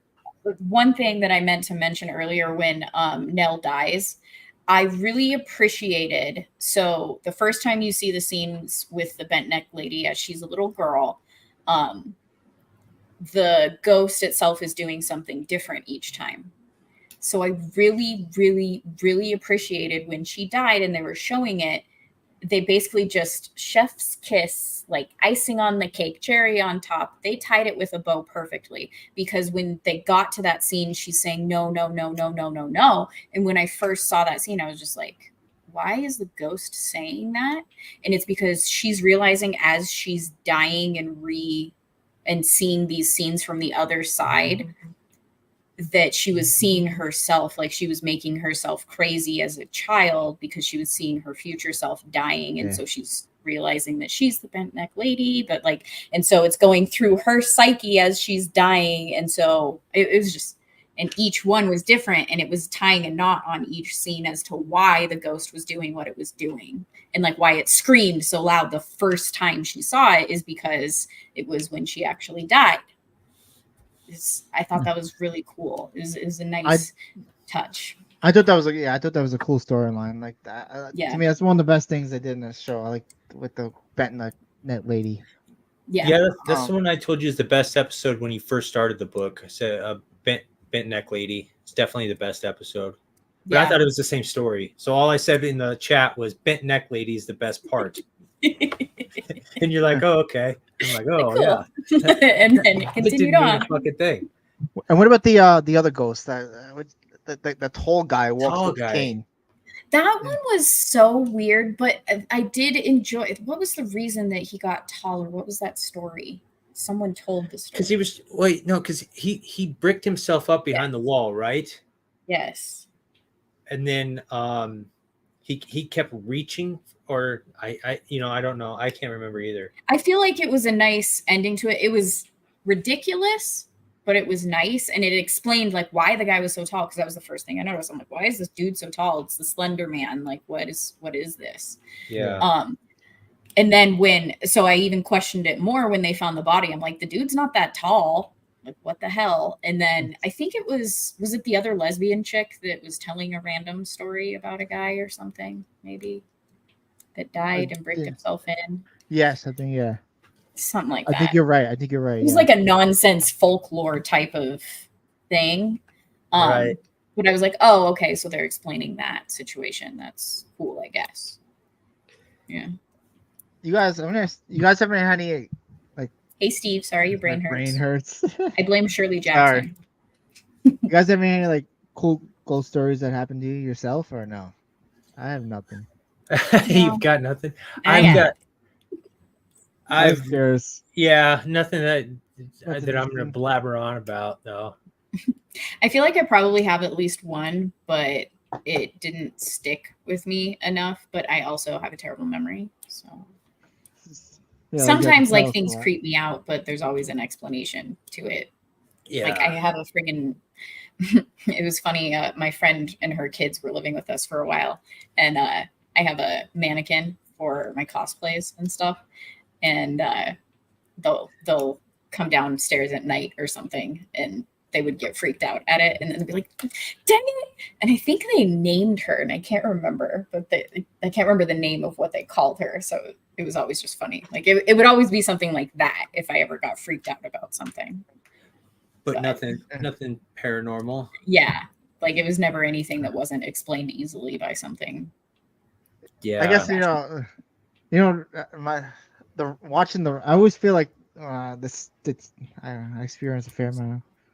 Sam's an eldritch horror, so it's bound to happen. Okay. You guys ever see The Ring? Yes. Yeah, I love The Ring. Yeah, I thought the second one, I don't remember too much, but I don't think I liked the second one. I rarely watch sequels or trilogies of horrors because they're never the same. Yeah, same. Yeah. I always had a fear of my TV doing that. And no, that's a legit fear. Some more coming out of the TV. Yeah. God, what's it called? That can really happen. It's a Kevin Bacon movie. Kevin Bacon. Oh, I know what you're talking about. I really like that one. I know what you're talking about. Yeah. I remember. There was a woman a girl that got raped and murdered. Yes. In that scene with her nail. Stir of Echoes. Thank you. Thank you. I love that one. And that's always the scene that I go to. I enjoy it. That was a pretty good flick. Yeah. Yeah. So my taste in horror, like either you got to be jump scary or psychological.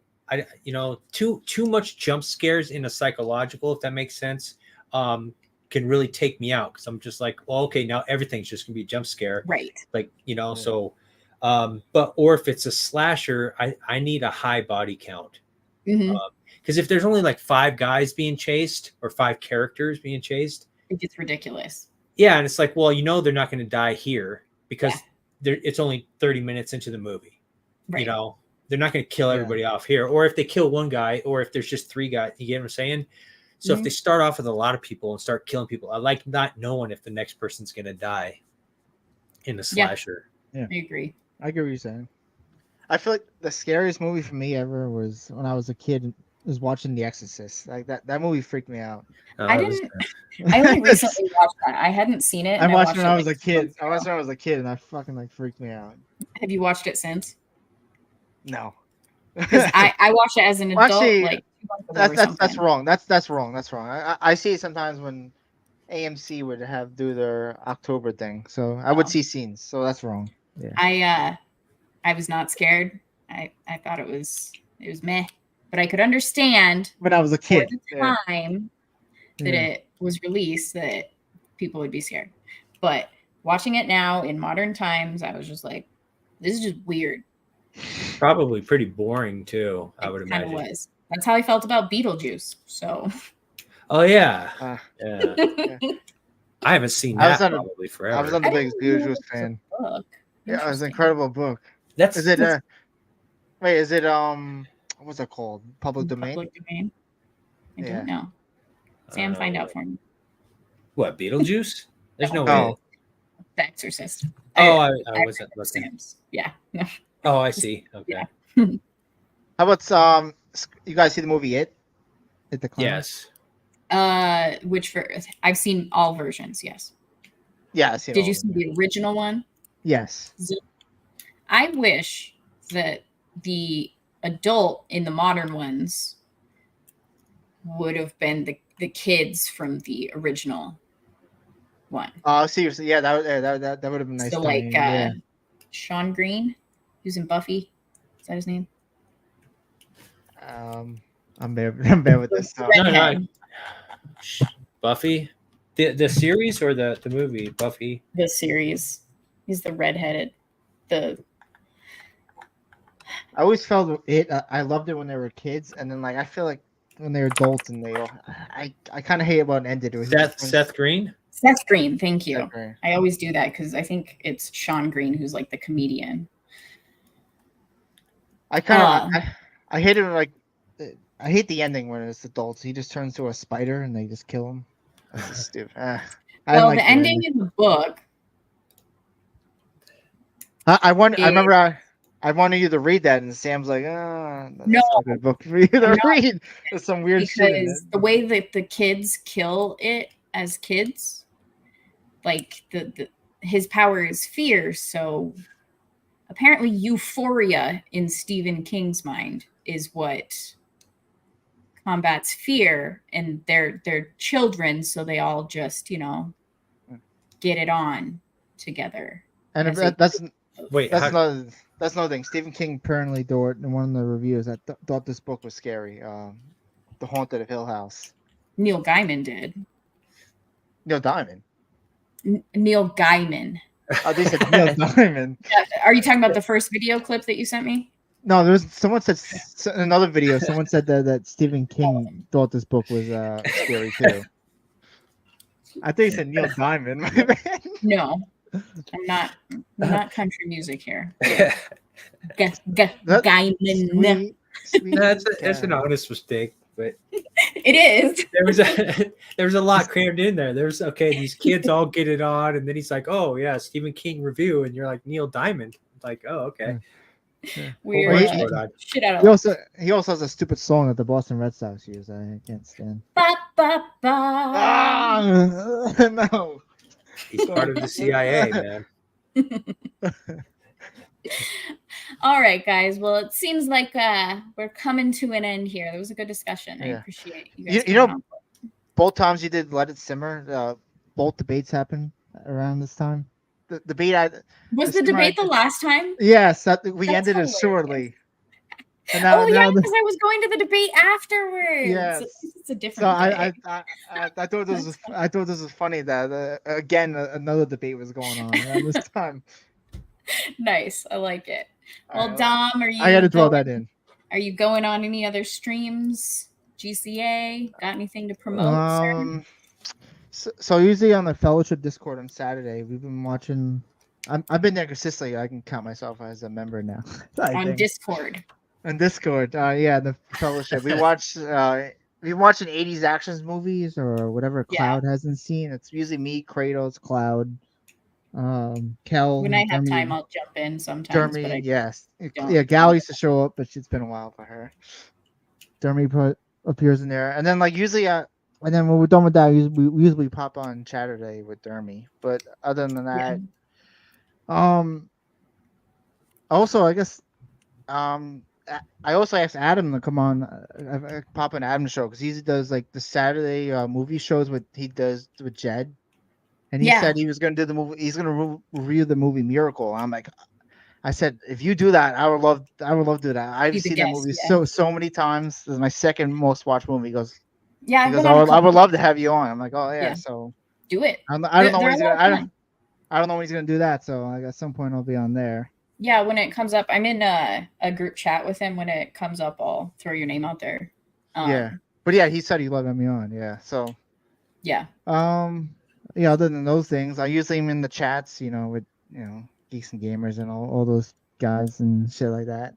I do have his Twitter in the description, so go follow him on Twitter.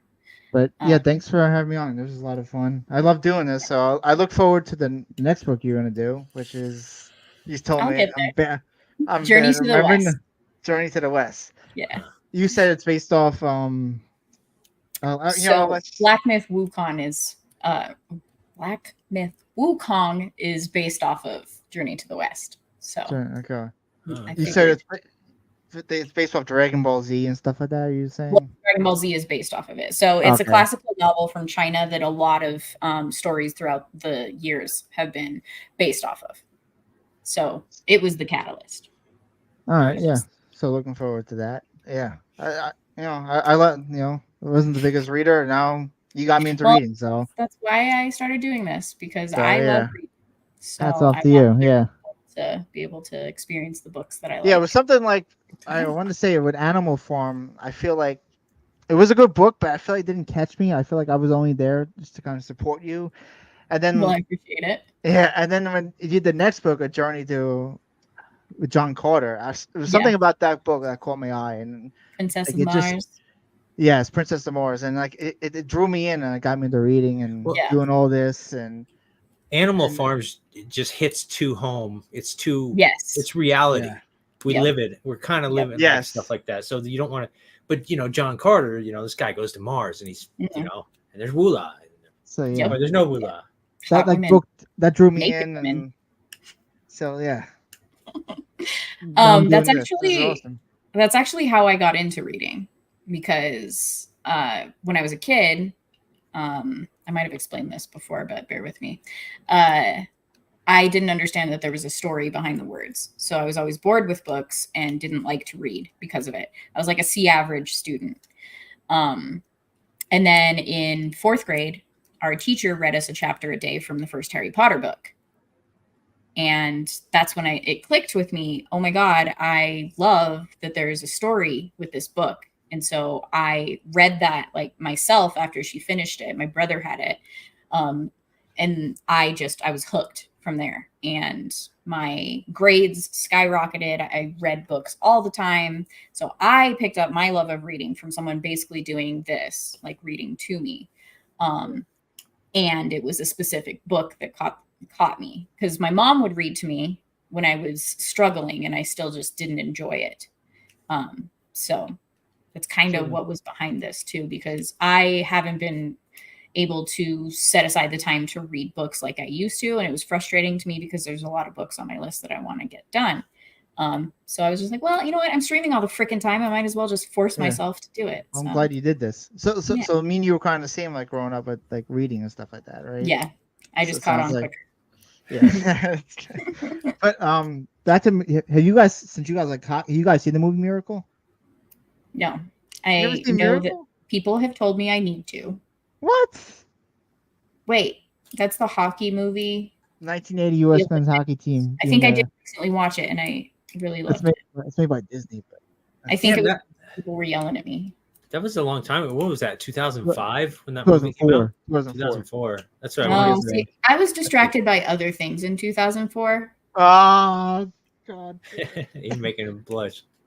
I don't know what you're talking about. Sweet Caroline. Ba, ba, ba. Blue-eyed Scorpio. Thank you, sir, for coming on as a guest. Yeah, no worries. Yeah, hopefully I can get stuff sorted out, like mic placement, speaking more clearly. No, and you then did great. This was show this was my awesome. face, whatever. There's no requirements, but Yeah, yeah, I'll it's get cool. it figured out. If in the future somebody else is streaming yours. Other than that, I don't do shit except for harass people. Yeah, I got right. I got look for your channel.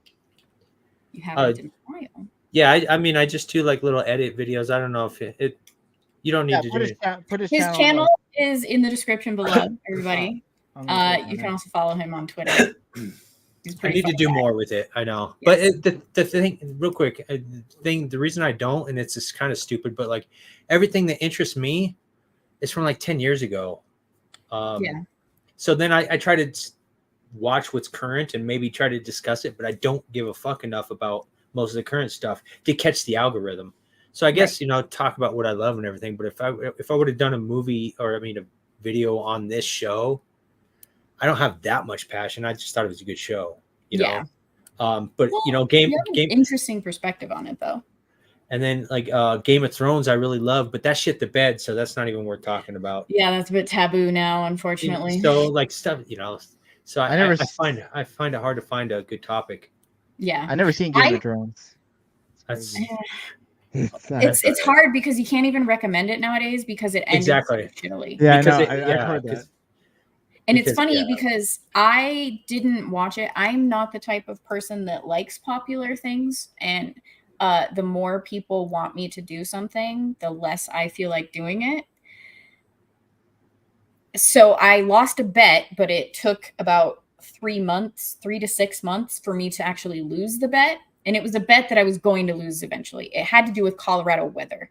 But it was mostly just to annoy my roommate at the time because she loves the show and she really wanted me to watch it. And so I watched it.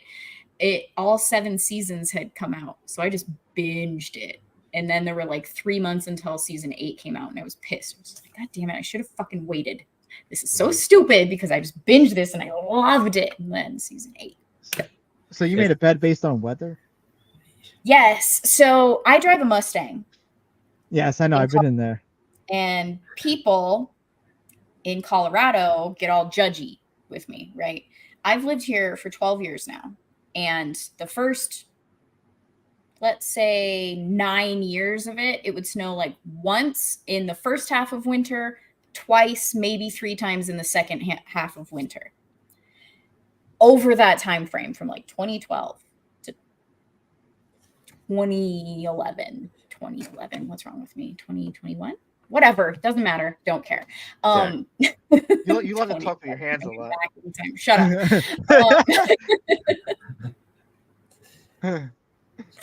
up. So I made this bet with her because people were always like making fun of me. Well, why do you drive a Mustang? Why do you have a Mustang in Colorado? I'm like, because it's barely winter here. It's barely a freaking problem except for those onesie, twosie times. So it was a bet based off of snow in Colorado. And at the time, whenever season 8 came out or whatever, the next time it snows, you have to watch it, but there were stipulations. I can't remember exactly what it was, but it was like after 4 p.m. because I would get off of work at 4 p.m. and drive home at that time. So it had to do with me driving my car in the snow, essentially. But every time it would snow overnight. So it didn't qualify within the bet. Oh, okay. So it snowed quite a few times, whatever. Well, but it was after 4 p.m., but it was actually the next day. There wasn't an expiration date on this bet? No, not really. Oh, so she was going to get you to watch it regardless. Yes. Yeah. It was more just the fun of the bet and being able to throw it in her face. Yeah, I get it. Yeah. Because it's my sports side coming out of shit talking, really. But either way, like you said, you can't recommend it because it's like, oh, only watch the first 4 seasons, get no closure because the rest sucks, or watch the first 6 season or whatever. So, yeah. And I never read the books for that because I misunderstood my brother. I took it as a don't read the books because you're not going to like how the first one ends, like the main character dies. And so I misinterpreted that as you're not going to like the books because the main character dies. Well, sorry to keep you here, but another show, because we didn't finish this conversation. You got on me. Well, because I said I didn't watch Breaking Bad, so I thought you were gonna get on me. You're like, I didn't watch that shit too. Yeah, fuck Breaking Bad. It's okay, not fuck Breaking Bad. To where I think it's a shit story or anything. It's not my kind of story. I'm not gonna watch it. Scrubber, you seen that? So neither one of you have watched it? I didn't watch it for the longest time because I was an addict for a long time. And then the years that I was clean, that show was really getting popular. And I didn't want to watch something based on something that I was getting clean from. But then I had a week of vacation from work, and they were doing a marathon because the finale was coming up. Okay. So I didn't watch it all, but I watched a lot of it, and I thought it was pretty solid. It was a pretty solid show. I can understand that. Like, I can appreciate that people like Suits. I'm never gonna watch Suits, and people like. I never watched that too. Yeah. I don't care. It's not my kind of show. Pretty stupid though. Really, Suits is. Ryan likes it though, right? I like it too, but it's not something I would ever tell somebody they should watch. It's really like if you're snowed in from work and you just want to kill 12 hours, it's entertaining enough, but it's stupid. And see, it has Meghan Markle in it, and I hate that bitch. Yeah, she's awful. Just like I can't watch anything with Rachel Zegler in it. It's her own fucking fault because she opens her mouth on social media. Like that movie, the movie looks stupid, but when I saw that she was in it, the trailer dropped recently. It looks like it's a parody movie on, I can't even remember, on horror, kind of like thriller. I don't know. There's a robot that's chasing them, and it looks like it's supposed to be a comedy. Oh, yeah. It's about Y2K. Yeah. It does not look like my kind of movie, but the moment that I saw Rachel Zegler was in it, I was like, fuck that. No. Yeah. I don't like her. Yep. And see, I think you mentioned something earlier, how there was a person in something that you didn't like. And yeah. It's Game of Thrones, Dario. He was Dario. Yes. Like I totally understand that. They can just put you off. Yeah.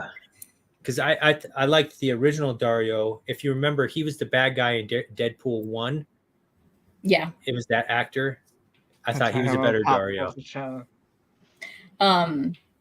I figured that I was actually going to bring this up.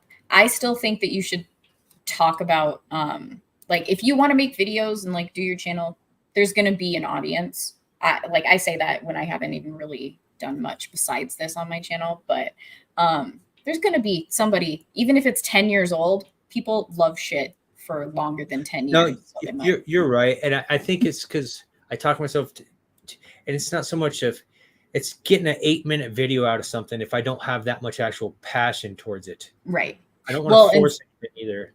You should talk about things that you do have the passion for. Yeah. I just gotta write. I say that when I haven't, like, as I mentioned, done anything. Some of the excuse behind that is because I don't know how to do all the OBS stuff. I'm working on it, but that's just an excuse. There's also a bit of I need to get past my own shyness as I talk in the live stream. I don't view you as someone who's shy though. That's yeah. It's an internal thing that I don't let the public see. No, I feel like I understand. I feel like you're on 10,000 shows. I know. And then when people bring that up, I hide under my blanket.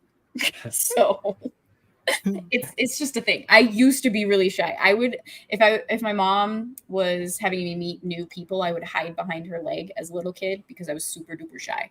And then I got out of my parents' house, went to college, sort of was less shy, and then I joined the Marines and I realized the person that I was. And that's really, really, really big personality that still hides behind her mom's leg if she can internally a lot. because I feel like you could do. I mean, I don't know if you have the time. You could do a lot more besides like doing books and stuff like that. Oh, I absolutely. Yeah, you definitely have the passion to do it.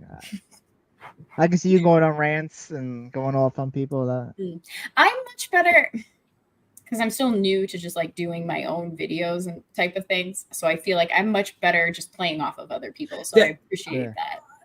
I didn't want to interrupt, but that's what I was going to say because I've done the video thing just a few times, and I disrupt myself because I'll be talking, but if there's nobody that I'm talking to or bouncing off of, then I'll lose my train of thought. Or it's really just talking only to the camera for yourself, recording yourself. It does add a little bit of weirdness to it. Yeah, my brother wants me to do. So I'll vent to him about things like a movie I didn't like. I didn't like Twisters. I actually did what he wanted me to do, and I vented to a camera. Like he finds me entertaining. So he thinks that I just need to talk to a camera. And I'm like, yeah, but I have an audience. I'm talking to you. I'm talking to a person to where I can do those things and be entertaining, I guess. Like, so it's very I'm with him. So I find you entertaining. So I'm just going to hop on a live stream and be like, okay, somebody come here so I can vent at you for a while. That might work too. Yeah. Maybe. I don't know though. I have no recommendation really. Yeah.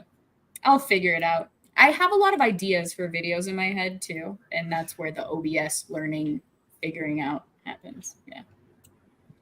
And see, this is the other thing. Like, at least I'll have a chat to talk to, but at the same time, I'm still technically talking to myself. I've gotten more used to it with these live streams. So I make it seem like I know what the hell I'm doing.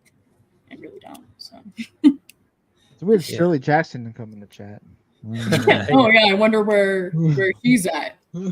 She's distracted. I thought it was Blue-Eyed Scorpio or who else? Mud Crab. This motherfucker. No, I troll directly. I don't create any alts. Yeah, you don't need to hide behind an author. Yeah.